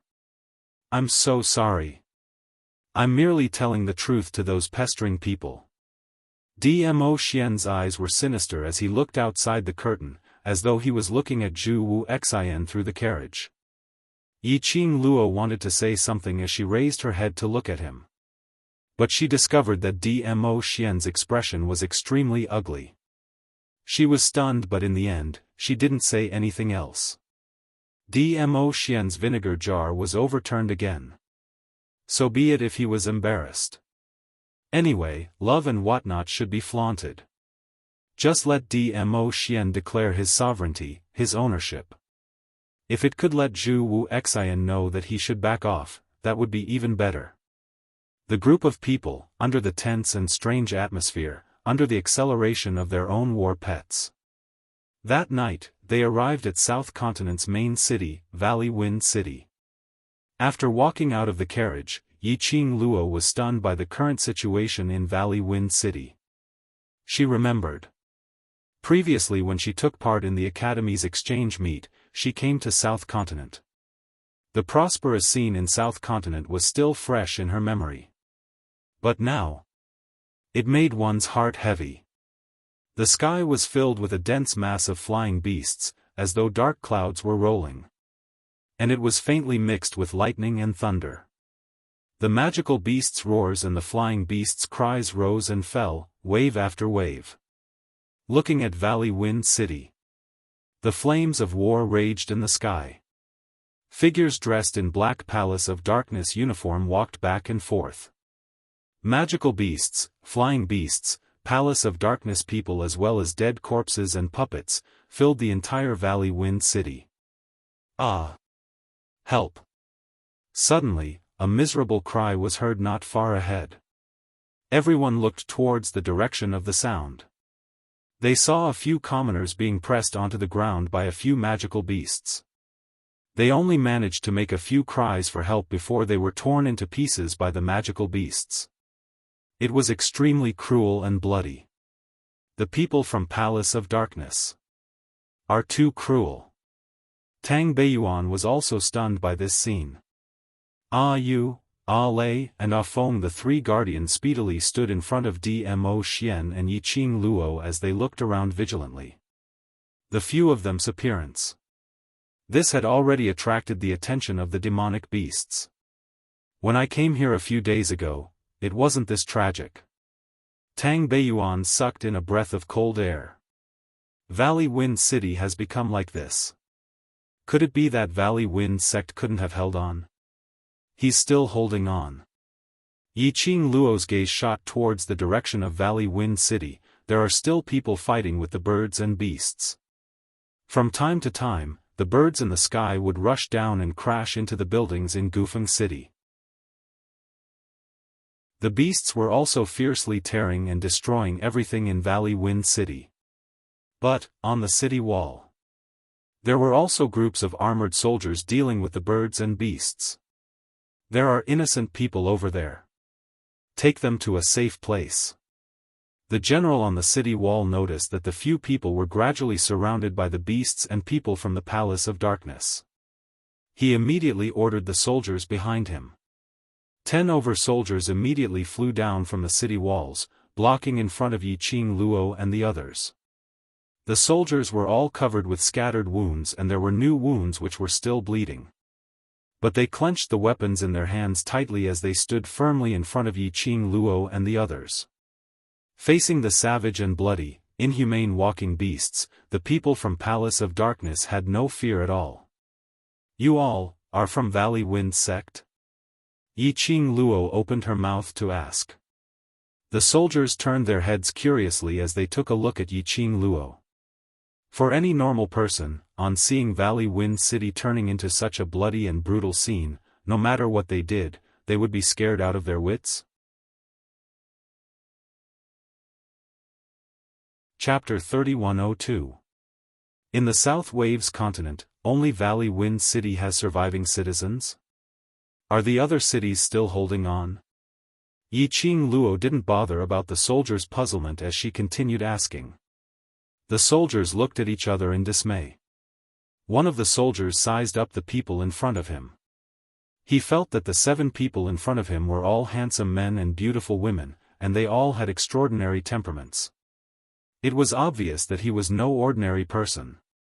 Especially, why do I feel like, that beautiful girl dressed in red, who was devastatingly beautiful, looked somewhat familiar. However, with the enemy in front of him, his brain was stuffed. For a moment, he couldn't remember where he had seen her. Follow us closely. We'll bring you to the safe zone first. The soldiers didn't have the time to talk to Yiqing Luo and the others. Brandishing the weapons in his hands, he prepared to carve out a path of blood. Thousands of magical beasts and the flying beasts in the sky, even if we go to the safety zone, how long can we last? Yiqing Luo and the rest didn't move. Yiqing Luo raised her head and looked at the dark sky. How much longer can Valley Wind City last? The soldiers were startled, and they tightened their grip on their weapons. The expressions on their faces became stern and determined. As long as our Valley Wind sect does not fall, Valley Wind City will definitely hold on. You are already standing in Valley Wind City. These birds and beasts will not let you go. All of you come with us immediately. Our Valley Wind sect's young sect master and elders are guarding there. The secluded Darkness Palace won't be able to harm you for the time being. Wind Valley sect. Yiqing Luo's brows rose slightly as her lips curled into an extremely shallow arc. Then that's right. What? The soldiers still hadn't understood the meaning behind Yiqing Luo's words. Suddenly, he felt a formless pressure spreading from behind him. Soon after, the beautiful young lady with a sweet smile quickly charged into the surging magical beasts ahead. The soldier's eyes widened. "Miss! Be careful. Those demonic beasts had no humanity. I just don't understand." Before he could say the words, tender and protective of the fairer sex, the soldiers were so shocked by the scene before them that they couldn't utter a single word. He could only hear the roars of the wild beasts ringing in his ears. The ground shook violently, and cracks appeared on it. The sand and pebbles that filled the air turned into strong gales that blew ferociously. Bang, bang, bang. The sound of a heavy object hitting the ground could be heard. The burly, mountain-like demonic beasts that had wrapped around the young girl were all sent flying in the air like a heavenly maiden scattering flowers. The soldiers were all stunned. This girl, he looked no more than 14 or 15 years old. How could it be so powerful? In the blink of an eye, he had killed more than a dozen magical beasts that had troubled them for months. Caw! It covered the birds that filled the sky and noticed the situation here.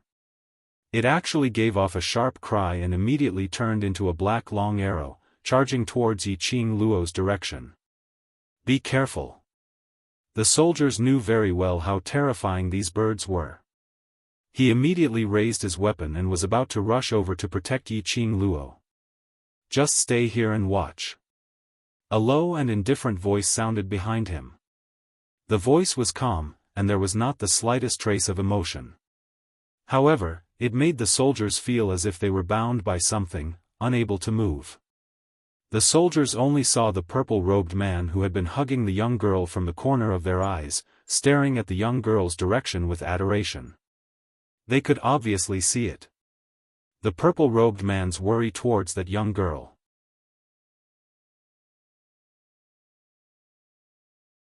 Chapter 3103. Soldiers. They were obviously arranged to save these people. But they were actually said to be a burden? They were feeling indignant. But the next moment, they saw the sky filled with burning flames and the flying beasts which had fallen onto the ground. They were convinced. Their naked eyes could only see a red shadow, scurrying around. The speed was extremely fast. Everywhere it went. One by one, the flying beasts fell from the sky as though they were free. In just a moment, there were already close to 100 overflying beasts lying on the ground. Piled up on the ground, it formed a small hill. Perhaps they sensed that Yi Qing Luo wasn't someone to be trifled with. The sky full of flying beasts started to scurry into the sky, not daring to have any offensive actions. Swoosh, a gust of strong wind brushed past. The soldiers had yet to react. They heard a young lady's sweet voice coming from behind. These flying beasts are the lowest grade and have no consciousness, so they are easy to deal with. The soldiers were dumbfounded. The young lady flew forward and then back. At most it took less than half an incense's time. After that, the ground was filled with magical beasts' corpses and flying beasts' corpses. This was simply too perverted. You've worked hard. Dmo Xian pulled her into his arms as his large palm gently caressed her fine black hair. Yi Qing Luo's brows curved as she hooked her arms around his neck. I'm so tired after killing so many flying beasts at once. Dmo Xian smiled as he hugged the young lady's waist without any hesitation, encircling her in his arms. The young lady's face was filled with satisfaction as she leaned against Dmo Xian's chest, like a kitten, intimately rubbing against his chest. The surrounding 10 soldiers were dumbstruck. Was this still the battle goddess who went on a killing spree earlier? Just a moment ago, she was still a perverted expert who didn't kill any flying beasts in an instant. The next moment, she had become a delicate little beauty. This span, did it need to be so huge? What's going on? Why are you still standing here for? Hurry and bring them to the safety zone. If the Palace of Darkness army rushes over, you won't be able to leave. Because Yi Qing Luo had killed hundreds of flying beasts. The birds hovering in the sky stopped their attack on Gufeng City for a while. The general on top of the city wall got empty, and when he looked towards Yiqing Luo and the rest, he discovered that they were still standing on the same spot, not moving at all as he bellowed angrily and anxiously. The 10-odd soldiers came back to their senses, their faces filled with shock. They carefully looked behind them at the 7 people with extraordinary auras. "Everyone, please follow us to see the great general. The South Tide continent needs talented people like you to save the South Tide continent." One of the soldiers looked at Yiqing Luo and the others in anticipation and joy. "We'll talk about it when we get there." Yiqing Luo popped out her little head and smiled at them. Towards these 10 soldiers, Yiqing Luo had a good impression of them. After all, when Valley Wind City was on the brink of life and death, for the sake of Valley Wind City and for the sake of the innocent people, the generals and soldiers who were willing to stand guard here were worthy of respect. This place was indeed not the right place to talk. A group of people quickly headed towards the city wall. Along the way, they were obstructed by demonic beasts and patrolling disciples of the Palace of Darkness. The soldiers didn't even have time to make a move. They were cut down like cabbages by the 3 youngsters dressed as protectors who had been guarding the side of the purple-robed man, one by one. Very quickly, the group of people reached the top of Gufeng City's city wall. The general speedily went up, but facing these 7 people who obviously had extraordinary auras, he couldn't help but be stunned. Chapter 3104. When the general saw this, he couldn't be bothered to inquire about their identities as he hurriedly called for the doctor. This enthusiasm made Yiqing Luo a little embarrassed as she nestled in Dmo Xian's arms pretending to be a white lotus. "Grand General, Grand General." The soldiers who followed Yiqing Luo and the rest hurriedly went up to stop the general as they started talking at once. "Grand General, you've misunderstood, that young lady isn't injured. Our Valley Wind City is saved. Grand General, let them join us. As long as they're around, Palace of Darkness's schemes will absolutely not succeed." "That's right, Grand General, they're very strong. Extremely strong. As long as they make a move, these magical beasts and flying beasts will all be settled." The 10 soldiers were totally convinced of Yiqing Luo's abilities. The chatter caused the general's head to throb. The commotion over here attracted the attention of the other stationed soldiers. Instantly pairs of scrutinizing gazes swept past Yiqing Luo and the others. Apparently, they didn't believe that these 7 people were as powerful as what these 10 soldiers said. After all, these few people had extraordinary bearings as their actions were elegant and noble, and they were excessively good-looking. No matter how they looked, they didn't look like people who roamed around the battlefield. The soldier abruptly raised his hand, interrupting the voices that were still trying to persuade him. "Enough, enough. All of you shut up for this general." Instantly, the 10 soldiers seemed as though they had pressed the silent button as they shut their mouths. "You say, these 7 people are very powerful and are able to deal with these flying beasts?" The general frowned as he asked. The soldiers nodded their heads in unison. The general's gaze swept past those 10 soldiers and saw that their eyes were filled with worship and expectations towards Yiqing Luo and the others. The general's brows creased even tighter as he shifted his gaze towards Yiqing Luo and the others. After some time, he frowned as he shook his head. No matter how skilled and daring they are still made of flesh and blood. We don't know what sinister method Palace of Darkness used to control the endless amount of flying beasts and beasts. Especially when Palace of Darkness has a batch of monsters. At this point, the general's tone became much more solemn. They are but innocent outsiders. We can't drag these innocent people into the conflict of the South Tide continent. That's right, we can't involve innocent people anymore. There are only 7 of them. Not only does the Palace of Gloom have the help of demonic beasts and birds, they also have that group of monsters. We can't harm them. When the other soldiers heard this, they all agreed with the great general's words. The general waved his hand, calming the restless hearts of the soldiers. Following that, he cupped his fists towards Yi Qing Luo and the others. Everyone, thank you for being willing to help, but we're not willing to implicate innocent people, causing you to lose your lives in vain. You should head to the safe zone. Once the people from Palace of Gloomy Darkness leave, we will send people to escort you out of the South Tide continent.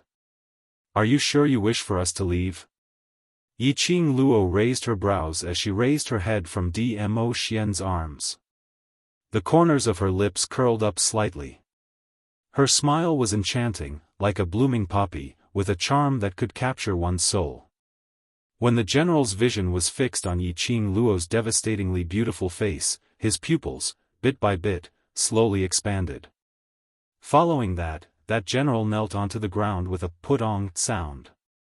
His head knocked hard onto the ground.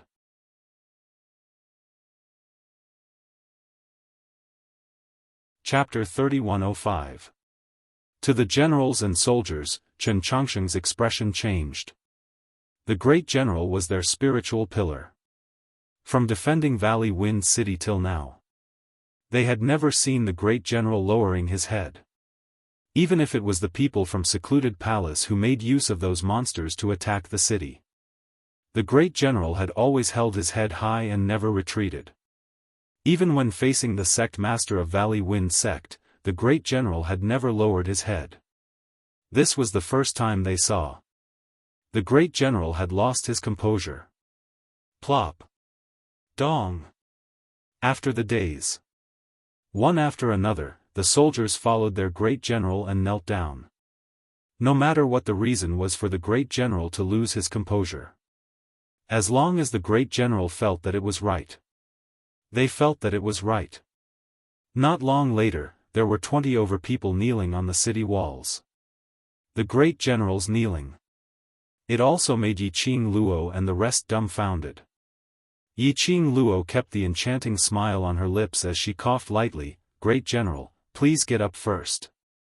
The great general raised his head as his eyes turned red and his muscles were all tensed up. Miss Yi, Overlord, I beg you, please save the South Continent. Miss Yi? Overlord? The soldiers were all stunned when they heard this form of address. Soon after, an uproar broke out. All of them couldn't suppress the excitement in their hearts as they had long lost their rationality as they raised their heads and stared at Dmo Xian and Yi Qing Luo. Miss Yi? The one who saved the various academies' elites in Nirvana Realm in the Blazing Flame Nest and saved her own continent, the one who was conferred as a heroine. Three Springs Clan's 7th Miss, Yi Qing Luo? Overlord? Is he the legendary Di Zun? I heard that. Overlord and heroine Yi are fiancé and fiancé.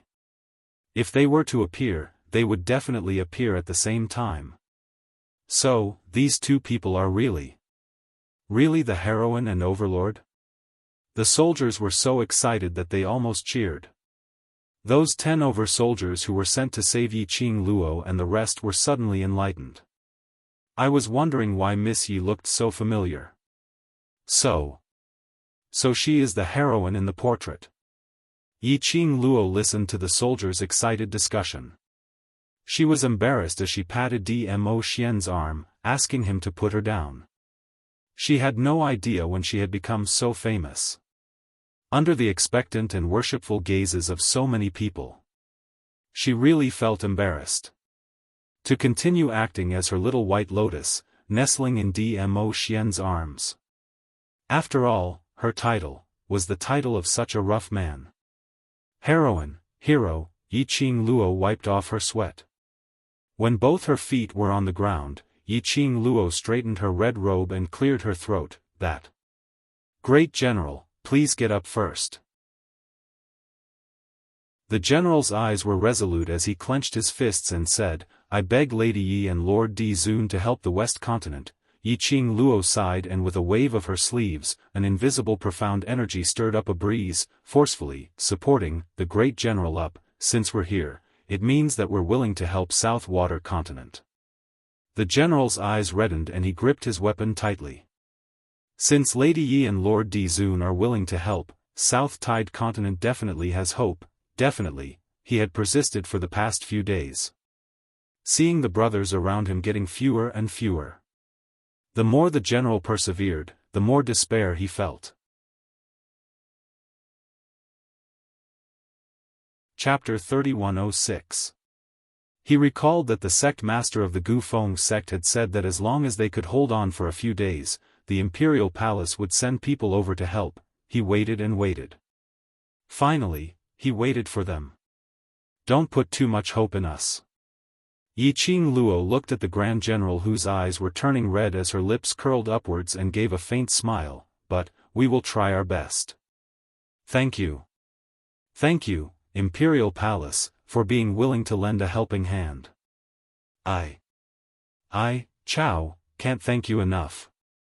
After this matter is over, I am willing to do anything for the Imperial Palace to repay the Imperial Palace for saving my life. The general knelt on the ground once again, and his voice was sonorous and powerful. The soldiers also cupped their fists and knelt on one knee, saying in unison, "Thank you, Imperial Palace, for lending a hand."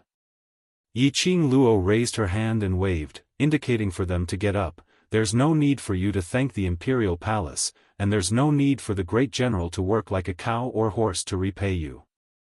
The reason why the Emperor Palace acted was because they had reached an agreement with your sect master.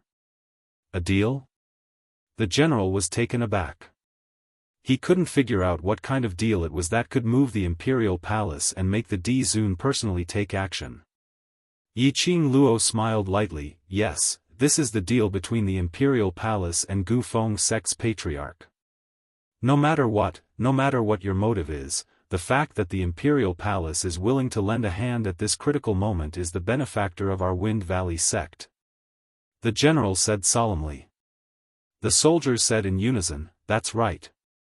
Thank you, Imperial Palace, for lending a helping hand." TSK. I was wondering why you bastards suddenly became so brave. It turns out that help has arrived.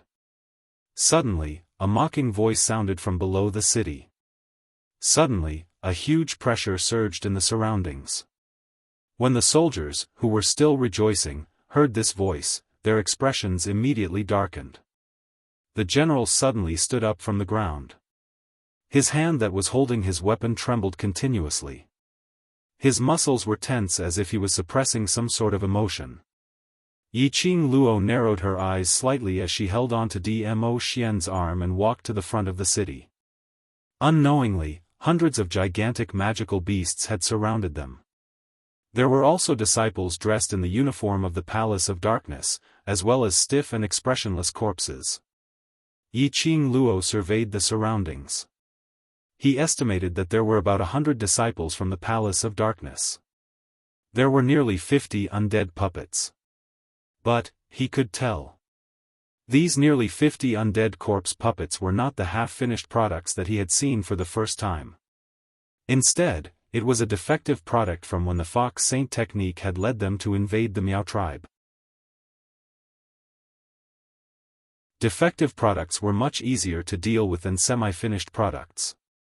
At the very least, in terms of mental strength, the three guardians, Ayu, Ale, and Afong, were stronger than defective goods.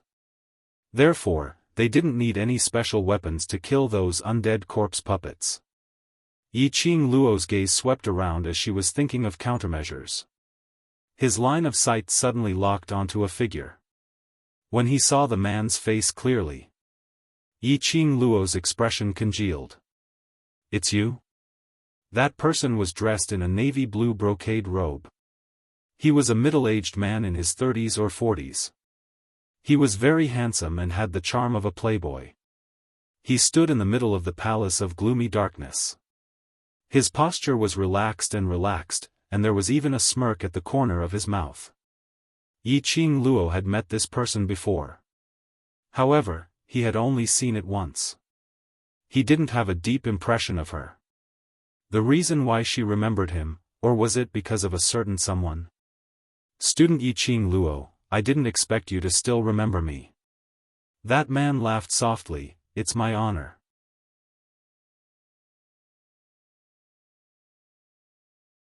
Chapter 3107.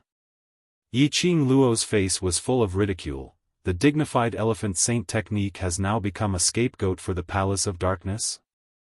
Elephant saint technique's expression changed slightly, but his lips quickly curled into a playboy smile. After all, student Yiqing Luo was so ruthless towards the dark forces. If the dark forces wanted to survive, they could only seek a backer. He paused for a moment and chuckled. Everyone wants to live, the dark forces are no exception. Taking orders from the Palace of Darkness, working for the Palace of Darkness, becoming a scapegoat for the Palace of Darkness, this kind of ignoble existence really suits your character of hiding in the dark corners.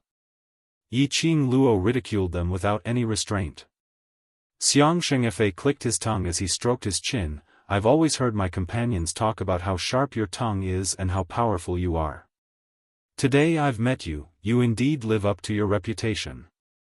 No wonder you're the one who caused the dark forces to be unable to make a comeback, student Yiqing Luo. This sarcastic emphasis made Yiqing Luo extremely unhappy when she heard it. Student Yiqing Luo, I'm very curious. How did you know my identity? Elephant Saint Technique raised his brows. All along, it's always Old Wolf, that fellow showing his face outside. You should have never seen me before. Because of Si Yen Mu. Yiqing Luo squinted her eyes. You think you've concealed it very well, but Si Yen Mu's profound yin qi can't be concealed. Elephant Saint Technique clapped his hands. Not only do you know my identity, you also know about my relationship with Mu Mu. Not bad, not bad, you're indeed smart. I'm not interested in your relationship. Yiqing Luo's expression was indifferent. That's right, this is all in the past. Elephant Saint Technique nodded in agreement. This is not the Heavenly Academy, I'm not the Dark Forces Saint Technique, I'm now just a lackey of the Palace of Darkness. I have to follow the mission assigned by the Palace of Darkness.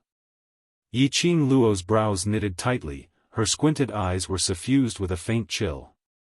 This Elephant Saint Technique and Wolf Saint Technique were completely different types of people.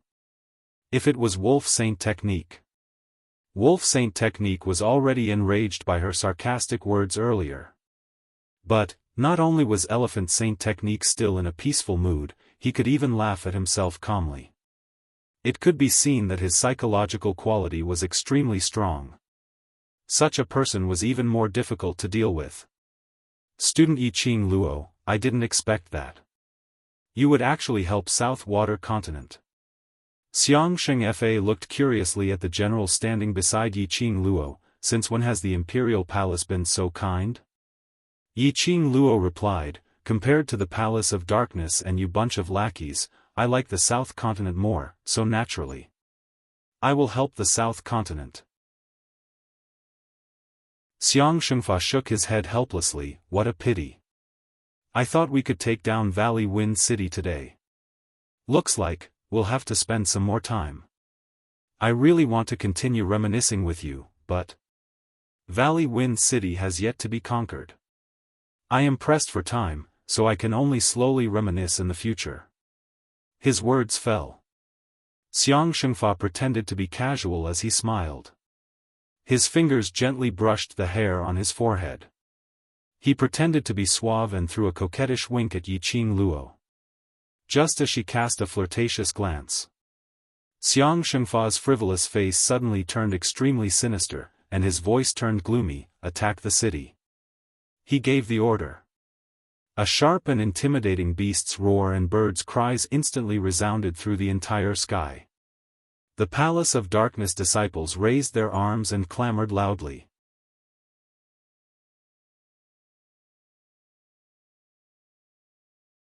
Chapter 3108. Damn it! The general's vision fell onto the corpse puppets and his face was filled with shock. Not good. Miss Yi, those monsters, you must be careful. They are all impenetrable by water and fire. When the soldiers saw the corpse puppets, their faces revealed an astonished expression. They weren't willing to boost others' morale and diminish their own prestige. But during this period of time, the corpse puppets had brought them fear and bloodiness, which made their bodies instinctively produce fear. To them, the corpse puppets were their nightmare. As compared to thousands of troops and horses, it was even more terrifying. No worries. Yiqing Luo narrowed her eyes as she gazed at the magical beasts and Nether Palace's disciples pouncing over, and those stiff but extremely fast corpse puppets. Just help me take care of this friend of mine. Yiqing Luo glanced sideways as she looked at Zhu Wu Xian's direction, leave the rest to us.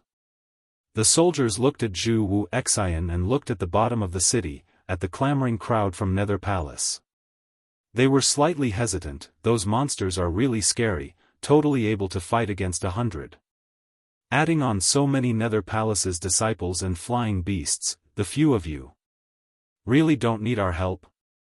The general's expression was solemn. We've already sent out an emergency signal to Gufeng's sect and they will immediately send people over to support us.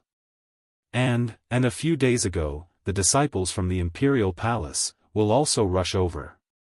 After the general finished his words, he raised his head and looked at Dmo Xian and Yiqing Luo. Let's face the enemy together and drag the time. As long as the reinforcements rush over, we will definitely be able to defend Valley Wind City. You've been fighting for such a long time and your stamina can't keep up. Even if you force yourself to fight, you're merely using your own life to drag that short moment of time. Yiqing Luo's eyes were calm as she fixed her gaze on the general. I believe Grand General also doesn't want to see your own brothers sacrificing themselves in vain. The general's expression sunk as he clenched his fists tightly, but no buts.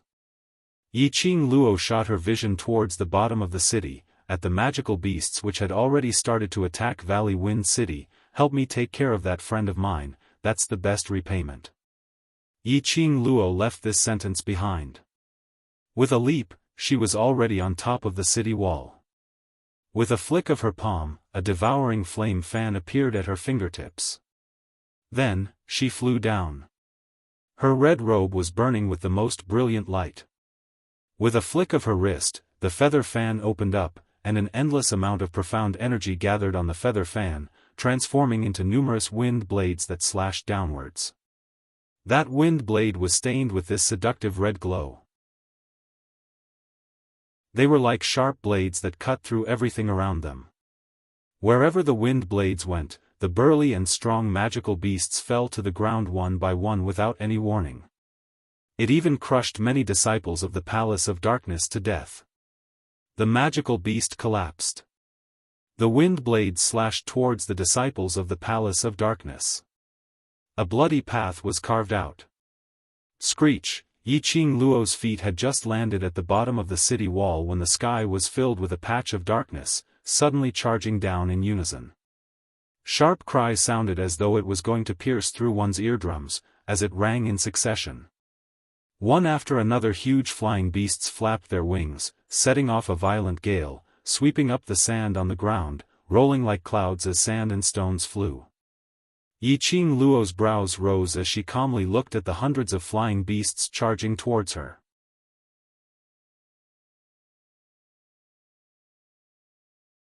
Chapter 3109.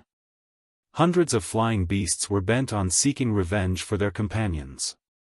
Each and every one of them revealed an ominous glint in their eyes as they opened their mouths. These flying beasts' mouths were actually filled with terrifying sharp teeth. And they kept on giving out terrifying sharp cries. The murderous aura filled the sky as it entangled with the flying sand and pebbles. In the haze, the young lady's fiery figure was faintly discernible. The flying beast's speed was extremely fast and the young lady apparently had no intention to evade. The soldiers' eyes were all opened wide as they kept shouting for Yiqing Luo to quickly evade. But their voices had just been shouted out. The sky full of flying beasts was about to close in on Yiqing Luo. Bam! Just as everyone was trembling in fear. Suddenly, a thunderous explosion exploded in the air. A majestic profound energy was like a rolling wave as it surged forward.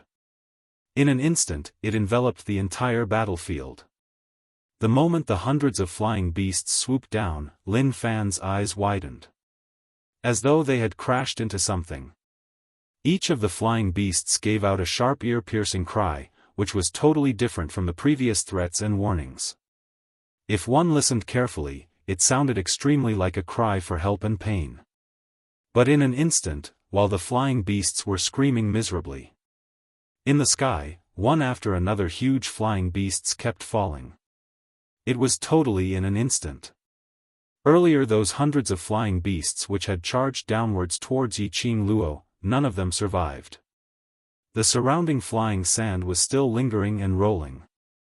The air waves were still rolling. But in the haze, everyone could still see clearly. Overlord, Overlord. Everyone's expression congealed instantly. The tall and imposing figure standing in front of Yiqing Luo, wasn't that Dmo Xian? His purple robe was fluttering due to the strong wind and his jet-black hair was also flying along with the wind, which set off that peerless face of his, making him look like a banished immortal. He slowly retracted his right hand. The surrounding profound energy, along with his action, gradually stopped. Without the strong wind waves, it lingered in the air. The surrounding flying sand and pebbles also stopped. Everyone sucked in a breath of cold air. Heavens! The Overlord only used one hand and annihilated hundreds of flying beasts in minutes?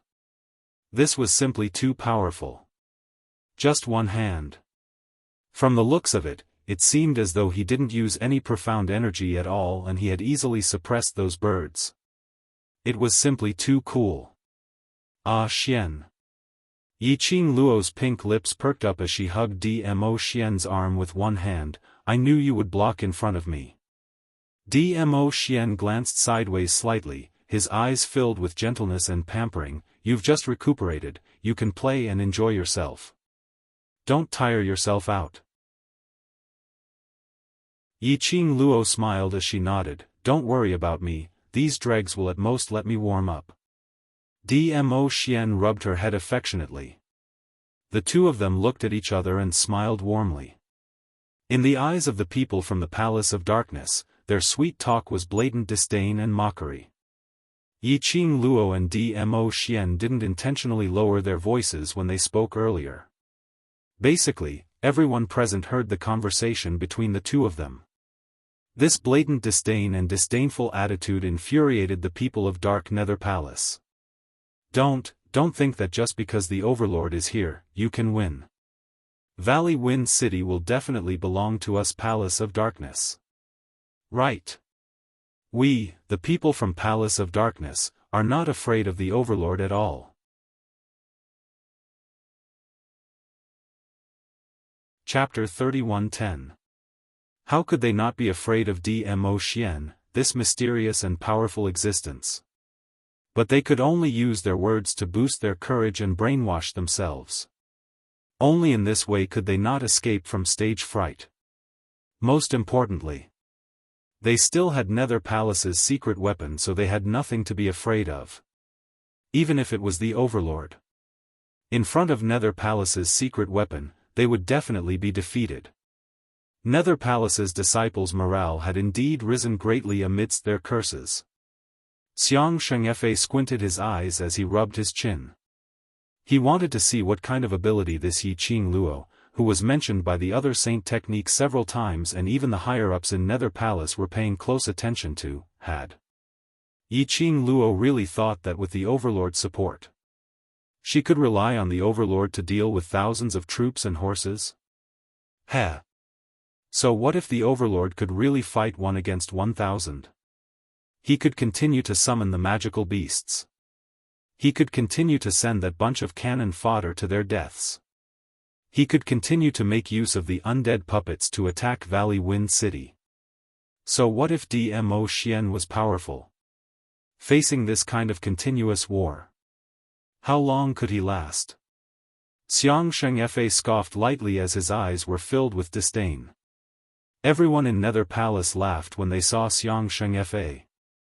They understood that their curses and ridicule towards Dmo Xian made leader Xiang extremely happy.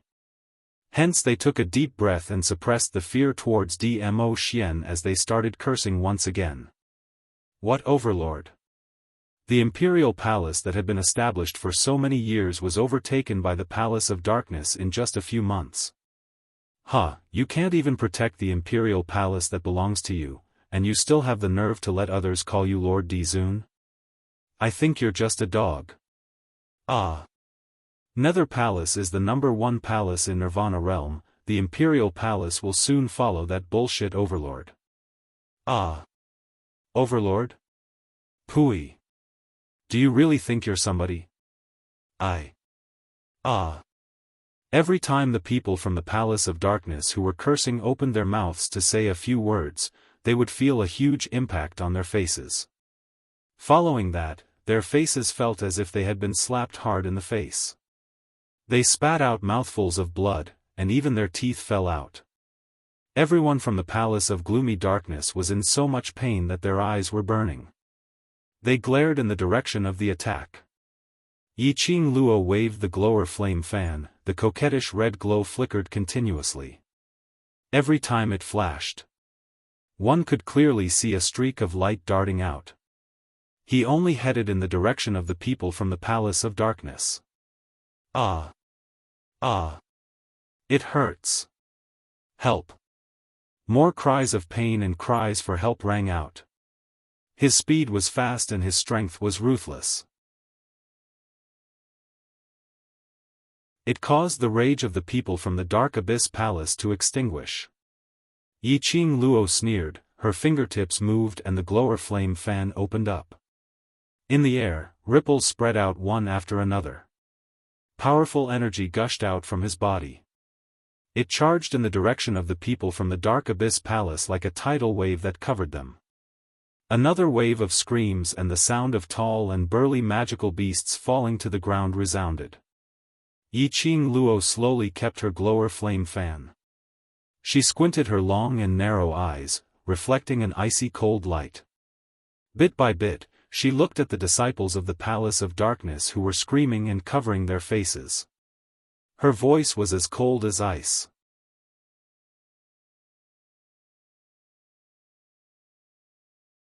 Chapter 31:11. Yiqing Luo stood in front of Dmo Xian as she slowly retracted her arm and raised her chin as her face was icy cold. The glower flame fan on her fingertips swayed gently. Everyone from the secluded palace spat out blood as their teeth flew out as they cried out in pain. Then, he looked at the flame-like red light that moved from time to time. They felt that their faces were in even more pain and so were their teeth. Yiqing Luo's cold eyes swept past that group of people and on seeing their terrified expressions, her pink lips curled upward slightly. She couldn't even bear to bully her boyfriend. This bunch of trash were even fit to insult her man? You bunch of trash. Why are you afraid of a young lass like her? Attack for me. Kill them. Take down Valley Wind City. Xiangsheng Fa saw that the situation had turned around and his face turned green as he gritted his teeth and bellowed. The secluded palace's disciples clenched their weapons tightly as they wanted to charge forward. But the moment they met Yiqing Luo's smiling gaze and the red profound glow in her hands, their legs turned into jelly. Their faces hurt and their teeth hurt even more. A bunch of trash. Just a young lass taking the chance to sneak an attack and all of you are so scared. Do you still look like secluded palace's disciples? If you don't want to stay in secluded palace and are afraid of death, then scram for me now. Secluded palace doesn't need you bunch of cowardly trash. Xiangsheng Fa unleashed his profound energy as his voice echoed throughout the battlefield. Secluded palace's disciples exchanged glances as they tried to find an answer from each other's eyes. The main reason why they joined secluded palace. Not only because secluded palace's benefits were good. Most importantly, it was because secluded palace had the fastest way to raise their profound energy in the shortest time possible. This increase in profound energy was permanent. Towards their thirst for power, how could they bear to leave? Moreover, Secluded Palace's development was obviously much more awesome than the Imperial Palace. They followed Secluded Palace to conquer the world. In the future, they would be the #1 palace's disciples. Just walking on the road would bring along the wind. Most importantly, after they joined Secluded Palace, they had done so many atrocious things. If he lost the protection of the Abyss Palace, they would definitely be captured by those small powers that the dark Secluded Palace had wiped out and used as tools to vent their anger. Kill. Capture Valley Wind City. Let the people of the Imperial Palace see the power of our Palace of Gloomy Darkness. Yes. Kill. We have a secret weapon, why should we be afraid of them? She was just a silly little girl. Charge. Capture Valley Wind City and capture the people of the Imperial Palace alive. The Palace of Darkness disciples didn't want to be abandoned by the Palace of Darkness and were anxious to prove themselves. Looking at the human wave tactic which was used once again, as a group of magical beasts and Secluded Darkness Palace's disciples flocked towards them, Yiqing Luo's lips twitched in disdain as she sneered. It just so happens that I'm done warming up. Now I can seriously loosen my muscles and bones. Yiqing Luo twisted her neck, waved her glower flame fan and was about to step forward.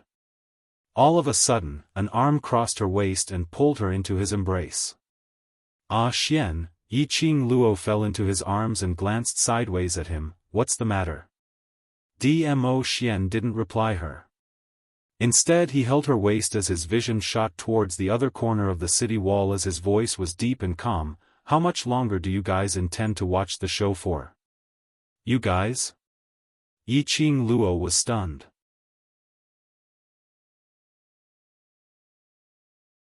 Chapter 31:12. Io, Overlord, can't you let us watch a little longer? Aren't we doing this to let Qing Luo stretch her muscles and bones? Why did you call us out so early? 10 over figures walked out from the corner of the city walls. Those 10 over students were dressed in green and white robes, and on the left chest area, there was an eye-catching Xian word embroidered with gold thread. When Yiqing Luo's vision met them, her eyes instantly lit up. Xiao Yi, Jin Zi, Shadow, Xiao Yu, Roa Pan, you, why are you all here? These 10 over people in front of her. Weren't they Heavenly Academy, Devil Classes students? Ever since she left the West Continent to search for the goo poison for Long Yunzhan. Other than Yan Xiao Yi and Xiao Jin, she had not seen those brothers in Devil Class for a long time. Madam Qing Luo. Qing Luo. The few of them in Devil Class all rushed forward. Yiqing Luo patted Dmo Xian's hand which was on her waist. Feeling the man intentionally increasing his strength, he tightened his grip on her waist before releasing her. This little act of throwing a tantrum made Yiqing Luo couldn't help but laugh out loud. She held on to Dmo Xian's arm which was about to retract. She turned around, stood on her tiptoes, and planted a soothing kiss on his chin. Following that, she then released Dmo Xian and jogged towards the direction of her brothers. We haven't met for such a long time and Madam Qing Luo is showing off her affection the minute she sees us. Ni Ruopan hugged Yiqing Luo as his tone was filled with excitement and joy. Yiqing Luo smiled as she hugged everyone, her brows were filled with smiles. Those people from Secluded Palace who were launching their attacks were all stunned on the spot because of the sudden appearance of 10 over people. Until those 10 over people seemed as though they didn't notice the danger in front of them as they were still smiling happily. Everyone from Secluded Palace then regained their senses. You bunch of brats, are you looking down on our Secluded Palace? Pft ha ha ha. I thought it was the Imperial Palace's reinforcements. I didn't expect. It's just a bunch of kids who haven't even grown out their hair. Did you think this is a house or a game? You bunch of students who have yet to graduate, running onto the battlefield, are you looking to die? The people of Gloomy Palace and the others were already filled with resentment. These people were obviously the students of the Heavenly Academy. Each of them looked to be about 16 or 17 years old. But just as they were about to attack aggressively, Yi Zichen suddenly stopped, completely ignoring their existence. This was simply looking down on them. The people from Gloomy Palace didn't hesitate and rushed up. Yi Qing Luo's brows rose as she looked at the people from secluded Darkness Palace who were charging towards her, as she gave a smile which didn't look like a smile. Brothers, looks like now isn't the time to reminisce about the past. Everyone in Devil class turned their faces towards the front. It's been a long time since we last met. Let me see your recent growth. The corners of Yi Qing Luo's lips curled up as she smiled devilishly. As long as I see progress, I will reward you. Reward? Everyone's eyes lit up. Rewards and whatnot, especially Yi Qing Luo's reward, that was absolutely helpful to them. As a result, a group of released animals, he had completely released his nature. Howling, he picked up his weapon and rushed forward.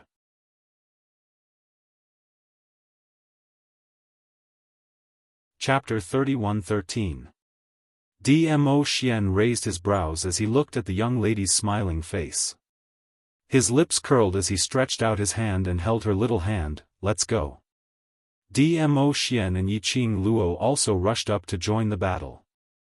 Ah Feng, Ah Yu, and Ah Lei, the three guardians, also rushed up to protect their master. Really don't. The Grand General wanted to persuade Yi Qing Luo and the rest to wait for the reinforcements. But in front of him, that group of people were already entangled with the people from Nether Palace. The Grand General's brows creased tightly as he stared anxiously at those 10 over people. His heart was filled with worry and conflict. Initially, there was only the Overlord and the other 5 to go against the thousands of troops from Nether Palace and those 10 over undefeatable undead puppets. They were already very worried. Later on, they added another 10 over people.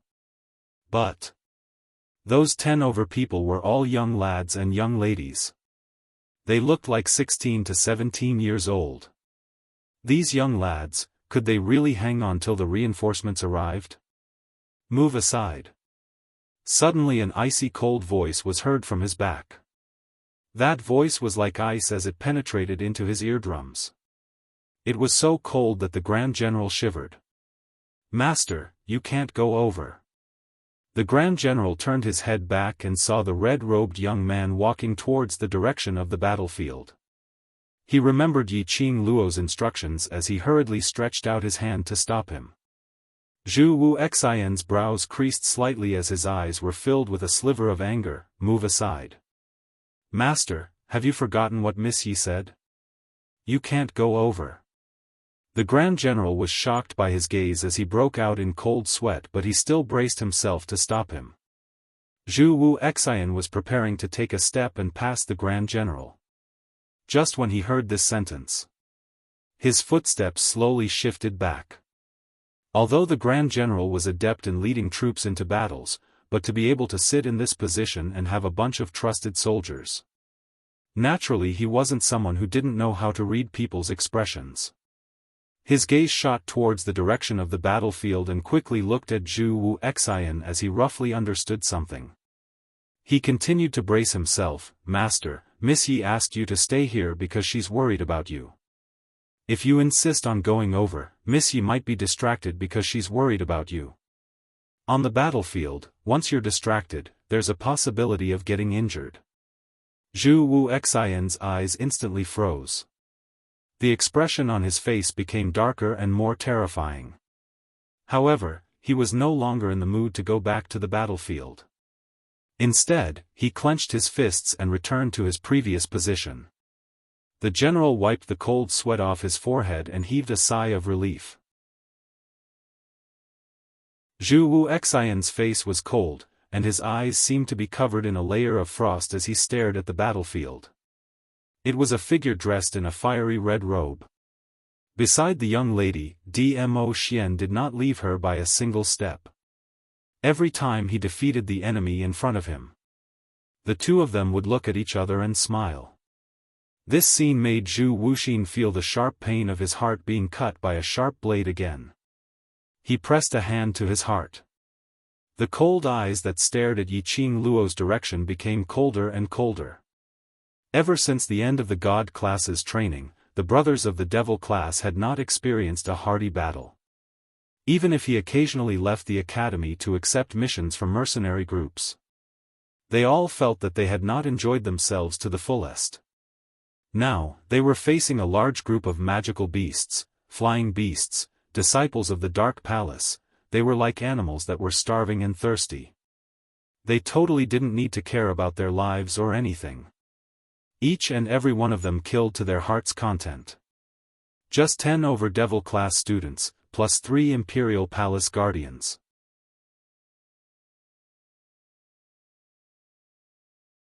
Chapter 31:14.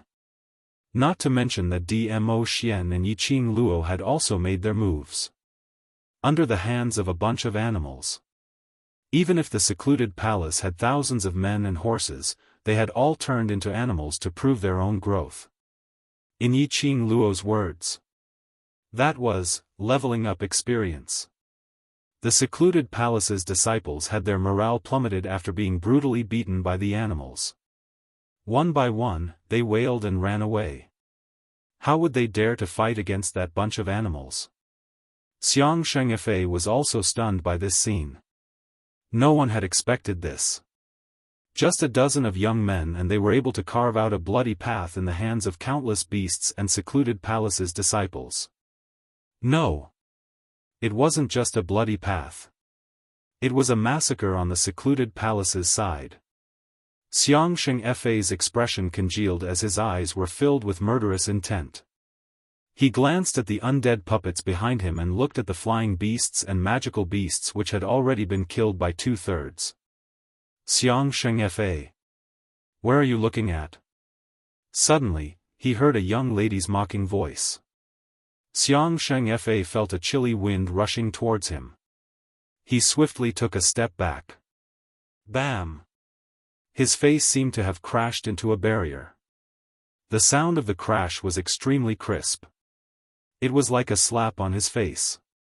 Tisk, is Holy Art Elephant trying to beg for mercy from me? The young girl beside him laughed mockingly. Xiang Shengfei turned his head and saw the young lady waving her palm and smiling at him. Her eyes were filled with ridicule. Xiang Shengfei covered his face. His expression turned extremely ugly. What could be more shameful than being slapped in the face without even knowing it? The speed of the slap was so fast. And the presence was concealed so well. He didn't even notice that Yiqing Luo was already close to him. Xiang Shengfei's gaze was sinister as though he wanted to strangle Yiqing Luo to death. Facing such a gaze, Yiqing Luo's lips curled upwards as she laughed lightly. Why is Xiang Shengfei showing such a shocked expression? Could it be that the slap just now wasn't for me to slap you, but because you accidentally bumped into my palm? As she said that, she blinked innocently. Her long, curly eyelashes fluttered. This made the young girl's gorgeous face look even more pure and harmless. The look in Xiang Shengfei's eyes grew fiercer. Yiqing Luo giggled as she leaned slightly towards his direction. Xiang Shengfei subconsciously took a step back. Yiqing Luo smiled even more charmingly. Xiang Shengfei, don't be angry, after all. I am also a headache for those few brothers of yours, you should at least give me some face, don't think that I am so weak. She giggled. The brighter the smile. Xiang Shengfei's face darkened. Yiqing Luo was very satisfied with the expression of Saint Law at this moment. She smiled brightly. It was so bright that it almost hurt Sacred Law Elephant's eyes. That was the moment Xiang Sheng closed his eyes. Yiqing Luo suddenly stretched out her hand and her 5 fingers quickly grabbed Great Elephant Saint Technique's collar. Then, he moved his fingers. A silver thread was released from the ghastly flame fan and quickly wrapped around the Elephant Saint Technique. Xiang Shengfei only felt a piercing pain on his skin as he opened his eyes with a gasp of cold air. He saw that the robe on his arms had been cut by the sharp silver thread.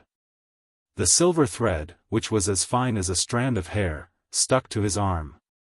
It was a cold touch, mixed with the piercing pain of the silver thread cutting his skin.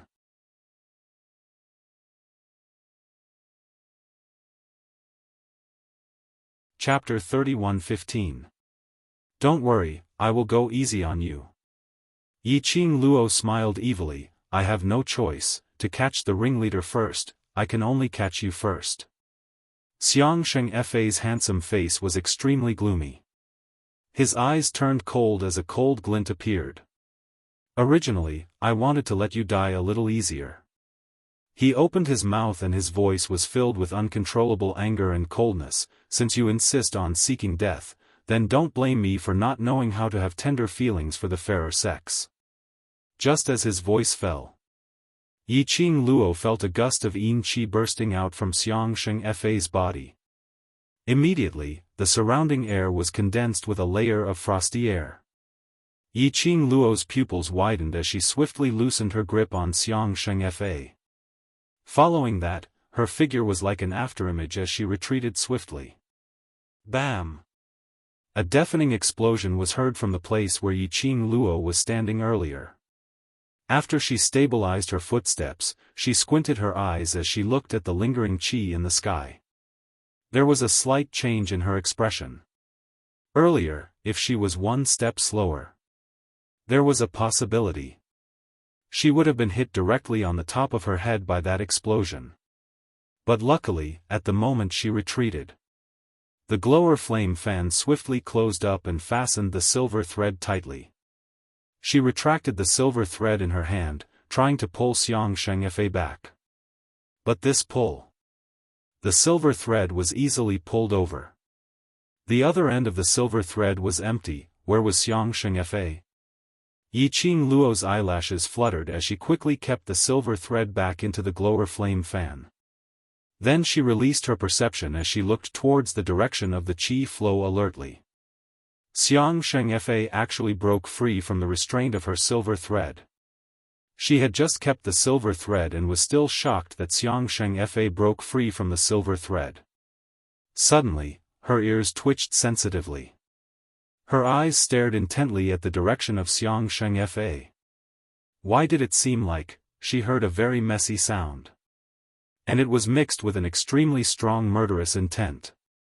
And the yin qi was getting heavier and heavier, and a very pungent and unpleasant smell. What was going on? Yiqing Luo, you and your bunch of useless brothers will not be able to return. Xiang Shengfei roared furiously in the midst of the qi flow. The strong qi gradually dissipated. Everything in front of him became much clearer. When Yiqing Luo saw this scene, she finally understood the reason why she had so many strange feelings just now. Dozens of undead puppets stood in front of Xiang Shengfa. Behind Xiang Shengfa were dozens of neatly lined corpse puppets. The pungent smell came from the undead corpse puppets. It smelled like rotting corpses. It also smelled like some kind of potion. The stench was indescribable. An endless amount of yin qi was emitted from the corpse puppet's body. It's a monster, a monster. The Palace of Darkness is going to use monsters, be careful. These people were all monsters. They are all monsters. On the city wall, the soldiers who had been paying attention to the situation shouted at the top of their lungs when they saw the undead corpse puppets surrounding the elephant saint technique. After Yiqing Luo saw those dead corpse puppets, her expression turned grave. From the moment the Palace of Darkness disciples controlled the beasts to attack Valley Wind City, these nearly 50 dead corpse puppets were just standing not far away from Xiang Shengfei, like a decoration of the terracotta army. Apparently, Xiang Shengfei had no intention to control the dead corpse puppets to attack Valley Wind sect right from the start.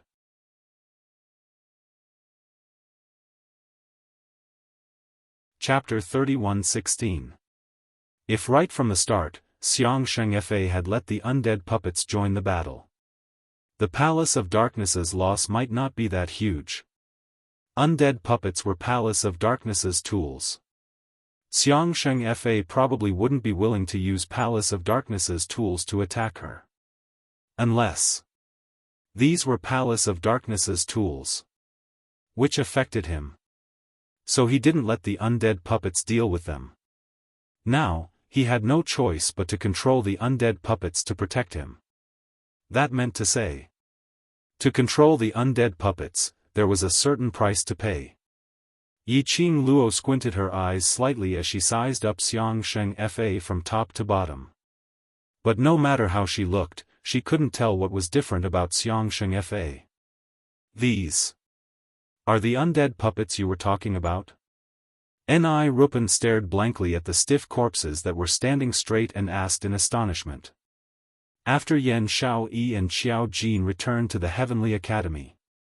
Then they told Devil Class about the Miao tribe's matter. Towards the undead puppets, Devil Class's students felt that it was a novelty.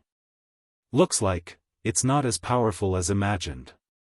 Lu Xiaoyu tilted her head as she blinked her eyes, staring at those undead puppets. Devil Class's students nodded their heads in agreement. Don't let your guard down. Their terror is not in their outer appearance, but they are impenetrable, impervious to fire and water.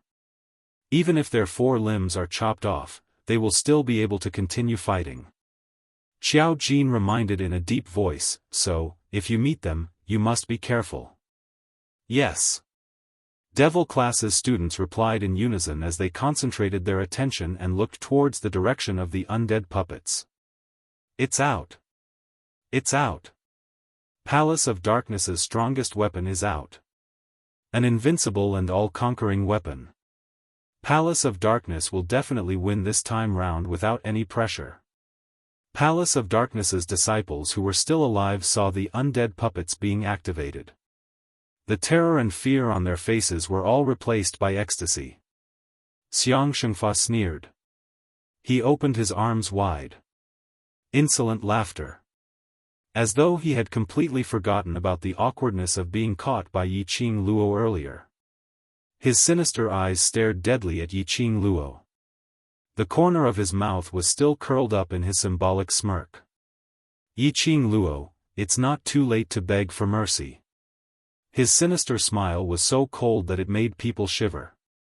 Especially those 10 corpses surrounding him. Upon hearing his voice, all of them started to move in unison towards Yiqing Luo's direction. The dozens of corpse puppets moved in unison, as if they were duplicates. There were no flaws at all. Devil Class's 10 students, after forcing the wave of magical beasts to retreat, speedily crowded towards Yiqing Luo's direction. Because of the corpse puppets. The disciples of Secluded Darkness Palace shouted excitedly. For a while, no one continued to attack. In their eyes. Once the corpse puppets were dispatched. Those little brats who haven't even grown their hair will all become corpses. Qing Luo, what should we do? It's this group of monsters again. Yan Xiaoyi gripped the black sickle blade tightly, her expression solemn. Yiqing Luo's lips curled, don't panic, let them continue showing off. When they think that they're standing at the peak, let them fall into hell, that's more interesting. You have a way to deal with this group of monsters? Xiao Jin understood the meaning in her words. Yan Xiaoyi's eyes shone, that's right, isn't the Overlord able to hang this group of monsters up in minutes? If he makes a move, there's basically no problem.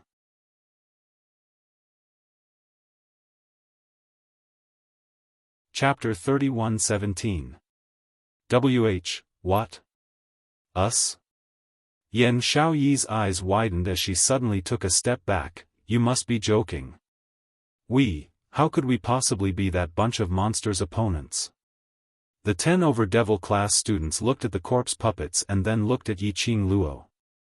After hesitating for a moment, Lu Xiaoyu pursed her lips and opened her mouth, I can try. The other 10 students exchanged glances and immediately looked at Yiqing Luo resolutely, we're willing to go. The few of you Haven't seen with your own eyes how powerful the corpse puppets are and don't know what's so perverted about them. Yan Xiaoyi pressed her forehead as her head ached. Our strength totally can't hurt the corpse puppets. She waved her own black sickle blade and added another sentence, even my black sickle blade has no way to hurt the corpse puppets. Devil class's few people looked at each other again. They clenched their fists tightly, and although their expressions were slightly moved by Yan Xiaoyi's words, but they still licked their lips as they firmly shook their heads.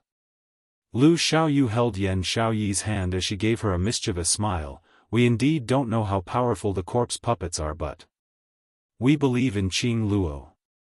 Right, we believe in Qing Luo, madam. Devil class's students all spoke in unison. Yan Xiaoyi was stunned as she immediately shut her eyes. I'm used to Qing Luo being able to create miracles on her own, but I forgot that she can also make the people around her to create miracles. Alright, don't think so much. Qing Luo naturally has her reasons for asking us to go up.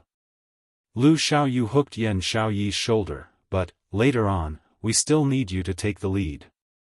After all, this is our first time crossing hands with this bunch of monsters. Yan Xiaoyi. Comforting her, was she planning on this? Looking at the 10 over devil class's students bustling with noise and laughter. Yi Qing Luo's lips unknowingly curled into an arc. The feeling of having such a group of brothers by her side was really good. Their unconditional trust in her also made her feel exceptionally warm. She smiled till her eyes were curved as her eyes were filled with warmth. Suddenly, a warm aura enveloped her from behind. Her delicate body was pulled into a broad chest. Yi Qing Luo shut her eyes as she leaned on his body. Ah Xian, the brothers trust me so much, so.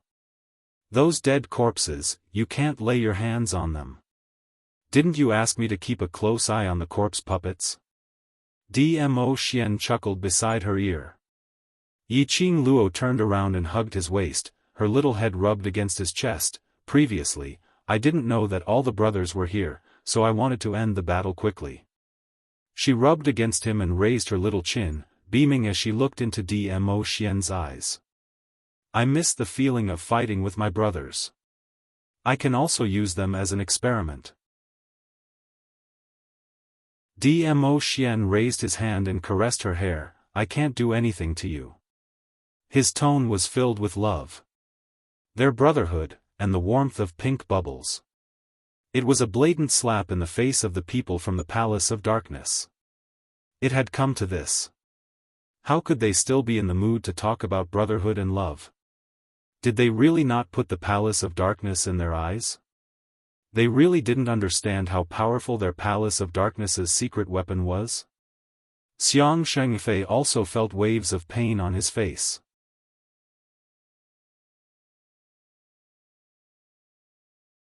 Chapter 31:18. Heavy Reward? These two words caused an uproar among the Palace of Darkness's disciples. Palace of Darkness's heavy reward was to give them a chance to raise their profound energy quickly. Once they got this heavy reward, in the Palace of Darkness where ability spoke, they would be able to get a good official position. Humans' greed was more important than anything else. In front of greed, fear and terror could be thrown to the back of one's mind. Because, if they won the bet, what was waiting for them was a glorious future. No one was willing to be below others. Everyone wanted to stand out and stand at the highest point. Palace of Darkness's disciples, under the thirst for power, their eyes were burning with a burning battle intent. I will not let you down. Go. Kill this bunch of brats who don't know their place. Palace of Darkness's disciples, on seeing the corpse puppet speedily charging towards Yi Qing Luo and the others' direction, also speedily attacked. In their eyes, Yi Qing Luo and the others had become the stepping stone to raise their ability. Momentarily, the sword light and shadow, magical beasts howled. The corpse puppets swept up a raging yin qi as they charged over. It was a ferocious attack. Under the city wall, those 10 over youngsters stood on the same spot, without any intention to evade. Oh no! Oh no! The great general on the city wall, nervously clutching the long spear in his hand, as he paced around anxiously. Why haven't the reinforcements arrived yet? If something really happens to them, how am I going to answer to Sovereign? How am I going to answer to the imperial palace? The great general heard the deafening, rumbling explosion below the city wall. All the muscles in his body tensed up at this moment. He shut his eyes tightly, as his mouth kept mumbling something. However, after the second explosion, Li Tianlan's body trembled. The great general finally couldn't take it anymore, as his eyes widened, as he raised the long spear in his hand. No way. How can I be like a good-for-nothing, holed up here, being protected by a bunch of kids? This is Three Springs City, it's my turf, I should protect it personally. The great general was so anxious that he burst out vulgarities. He dashed towards the city wall, as he was about to jump down. Brothers, let's protect us. His words were suddenly stuck in his throat. The great general's vision was fixated on the scene below the city wall. He couldn't believe his eyes. She is a very special woman. Suddenly, the youth's cold voice came from behind. However, there was a hint of amusement in his voice. Don't look at her like you look at an ordinary person. As long as she says it, she'll definitely be able to do it, the young man continued. The general turned around in a daze. He looked at Zhu Wuxin, who had a cold expression and a frosty look on his face. Zhu Wuxin's gaze was fixed on the beautiful figure below the city wall. There was an obvious tenderness in her eyes. The general turned his head in a daze and looked down at the city wall again. He had to acknowledge Zhu Wuxin's words. Really, one couldn't use ordinary people's eyes to look at Yiqing Luo. Perhaps, relying on these kids, Gufeng City could really be saved. Below the city wall, the disciples of the Palace of Darkness and the monsters seemed to be blocked by an invisible wall. They had no way to get within 5 steps of Yiqing Luo and the others. Each time the Dark Nether Palace disciples or the corpses and puppets wanted to charge over, they would be bounced back by the invisible wall.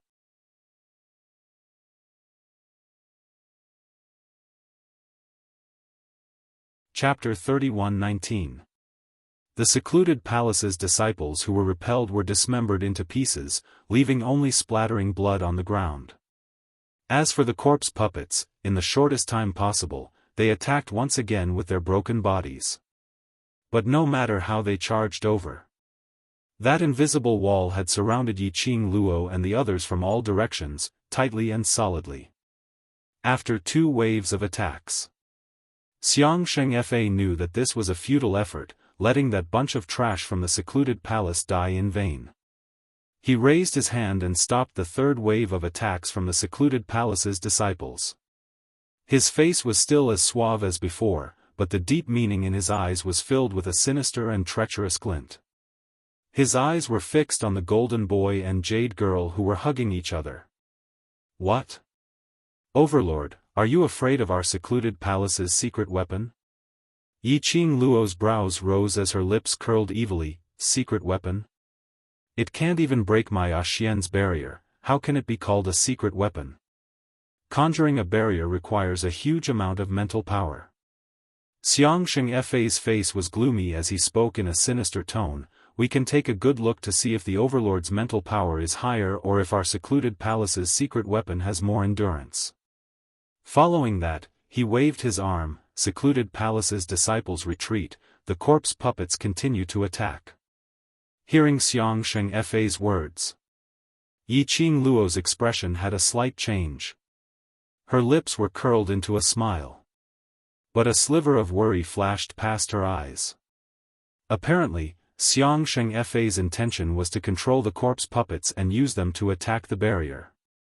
No matter how strong Dmo Xian's mental power was, it couldn't be compared to the corpse puppets which didn't know fatigue and couldn't die.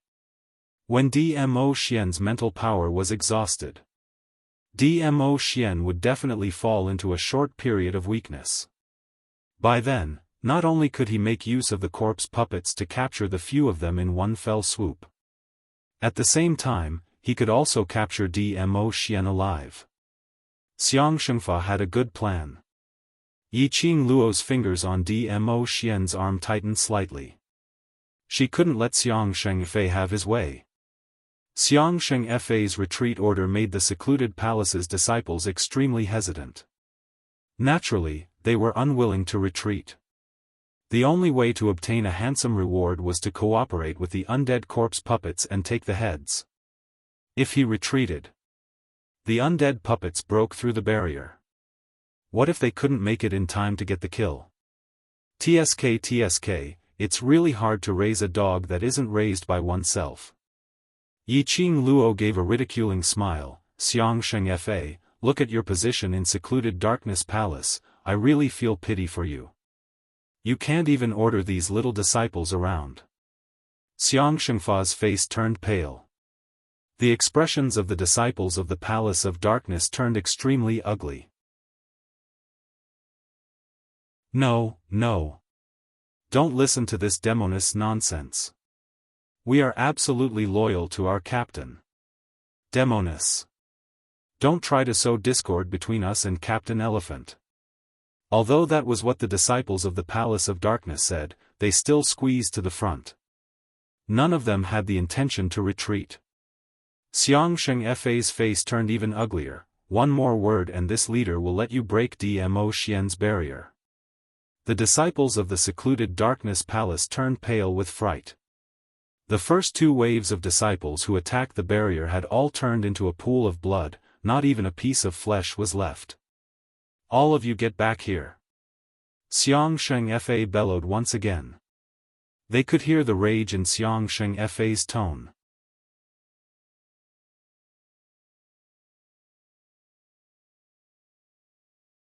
Chapter 31-20. Xiang Shengfei was so infuriated that he couldn't wait to kill Yiqing Luo and the rest. He didn't wait for the secluded palace's disciples to retreat to a safe zone as he directly controlled the puppets and charged over. And at this moment, just as Xiang Shengfei thought that Yiqing Luo and the rest were still hiding in the array barrier. But he saw Yiqing Luo pulling away Dmo Xian's hand on her waist as she took a step forward. The young lady's lips curled upwards, revealing an evil smile which made Xiang Shengfei feel uneasy. What was she trying to do?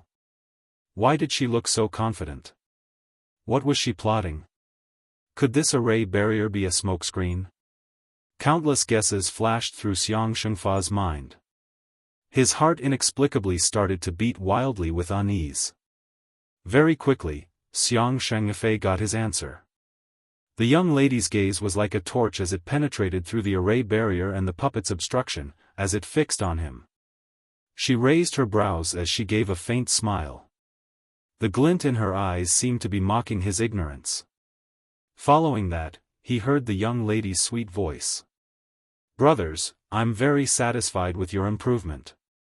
The young lady smiled faintly. These words were obviously meant for the devil class students behind her. However, her eyes were still fixed on him. Xiang Shengfei felt as though he was entangled by an icy cold poisonous snake. The kind that he couldn't avoid even if he wanted to. "The reward that I promised you, take it well." The moment the young lady finished her words, she suddenly raised her hand. The ring with the red phoenix totem flashed brightly. Over 10 weapons were suspended in the air. Yiqing Luo's palm moved and the weapons quickly moved towards the brothers behind her. Those weapons were knives, swords, whips and spears. These were the weapons that the brothers were used to. They raised their hands and caught the weapons in front of them. Lu Xiaoyu's eyes shone as she waved the long sword in her hand. "This weapon, don't tell me you personally refined it?" Ni Ruopen also held the long sword tightly. "Madam Qing Luo personally refined this weapon? I will definitely keep it well." The other students in Devil class also had their eyes sparkling brightly. That look of a crazy fangirl. It made Yiqing Luo's forehead drip with cold sweat. "I didn't refine this." She coughed softly. It was refined by Tang Beiyuan, the hall master of the Imperial Palace's refining hall. I was just an assistant. Everyone's eyes sparkled as they cupped their fists in Tang Beiyuan's direction. Thank you, Hall Master Tang. No need, no need. These are all ideas provided by your Qing Luo, as long as it's of help to you, that's good enough. Tang Beiyuan had never been thanked in such a serious manner. She felt a little unnatural and smiled awkwardly. Madame Qing Luo's idea? What kind of help? The few of them scratched their heads in confusion. A good weapon is helpful to all of us. Looking at everyone's puzzled expression, Yi Qing Luo smiled lightly and raised her brows. The help that Bei Yuan mentioned, all of you will know very soon. She looked at Xiang Shengfa and said with a smile, Xiang Shengfa, you'll find out soon enough. After saying that, she raised her hand and pointed at the undead puppets that had crashed into the barrier. What do you think about these undead puppets? The devil class students looked at each other for a while.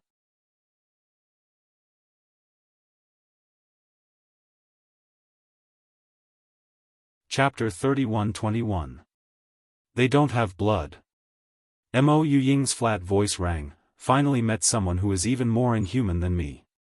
Although, it was still a flat voice without any fluctuations. But those who understood Mo Yu Ying could hear the excitement in her words. Devil class crowd. What was there to be excited about? That group of monsters that didn't look like humans was their enemy. Could it be? Mo Yu Ying had treated that group of monsters as her companions? Facing everyone's puzzled gazes.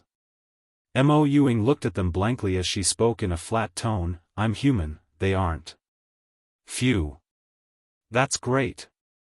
Lu Xiaoyu heaved a sigh of relief, I was really afraid that you would classify yourself as one of them. Mo Yu Ying stared blankly at Lu Xiaoyu, her empty and lifeless eyes stared at Lu Xiaoyu, causing her hairs to stand on end. She hid behind a devil class student and shrunk back. Stop fooling around. Yen Xiaoyi kept the black sickle blade as she waved the long spear in her hand, trying to feel it. Qing Luo, can these weapons pay those monsters? Yi Qing Luo raised her brows as she smiled but didn't say a word. Ni Ruopan leaned forward, those monsters are really impenetrable, the Overlord's barrier only made them lose their arms and legs. If we directly slash at them, they won't die, right? Yi Qing Luo mysteriously curled her lips as she shot a glance towards the group of dead puppets outside the barrier as she patted Ni Ruopan's shoulder, won't you know after you try? Ni Ruopan was pushed to the side of the barrier by Yi Qing Luo. Just as the four eyes met with the missing arms and legs, the red blooming flesh and the ghastly white bones of the dead puppets. Ni Ruopan's face turned pale, me? I go and try? Madame Qing Luo, you have too much confidence in me. Just such a bloody scene and you're so scared? Then in future, how are you going to follow me to the battlefield? Yi Qing Luo didn't continue to force her as her lips curled up slightly, giving a calm and indifferent smile. Ni Ruopan's petite body stiffened. Yi Qing Luo continued to smile, didn't you say, you will believe me? Ni Ruopan's 5 fingers tightly gripped the weapon in her hand. His pale face slowly regained its color. She pursed her slightly pale lips tightly, right, I trust Madame Qing Luo. His words fell. Ni Ruopan took a deep breath and walked out of the barrier. There was no hesitation in her footsteps. Outside the barrier, Sacred Elephant couldn't help but frown. Yi Qing Luo's one sentence actually had such a huge impact. It was as if it had given the seemingly weak and cowardly little girl great courage. It was as if the little girl had forgotten about the bloody, disgusting, and terrifying corpse puppets. How could a young girl like her influence the people around her so easily? What kind of magic was this? There was no time to think. Ni Ruopan resolutely walked out of the barrier. The expression on Ni Ruopan's face was firm, and she was not afraid at all. A cold gleam flashed across Xiaofan's eyes as he ordered, "Go. Tear her to pieces. You believe in Yiqing Luo?" Trusting Yiqing Luo unconditionally. He wanted to destroy the faith of these people. To let them see with their own eyes how Yiqing Luo personally pushed her companions who trusted her to death. The corpse puppets received the order. They immediately gave up on charging against the barrier and quickly turned their bodies, rushing towards Ni Rupan's direction. The corpse puppets which had lost their arms and legs, although there wasn't a drop of blood on them. You're tuning in to the Xiaofan's Wuxia Tales YouTube channel. Don't forget to subscribe and join us on this journey to catch the most captivating stories.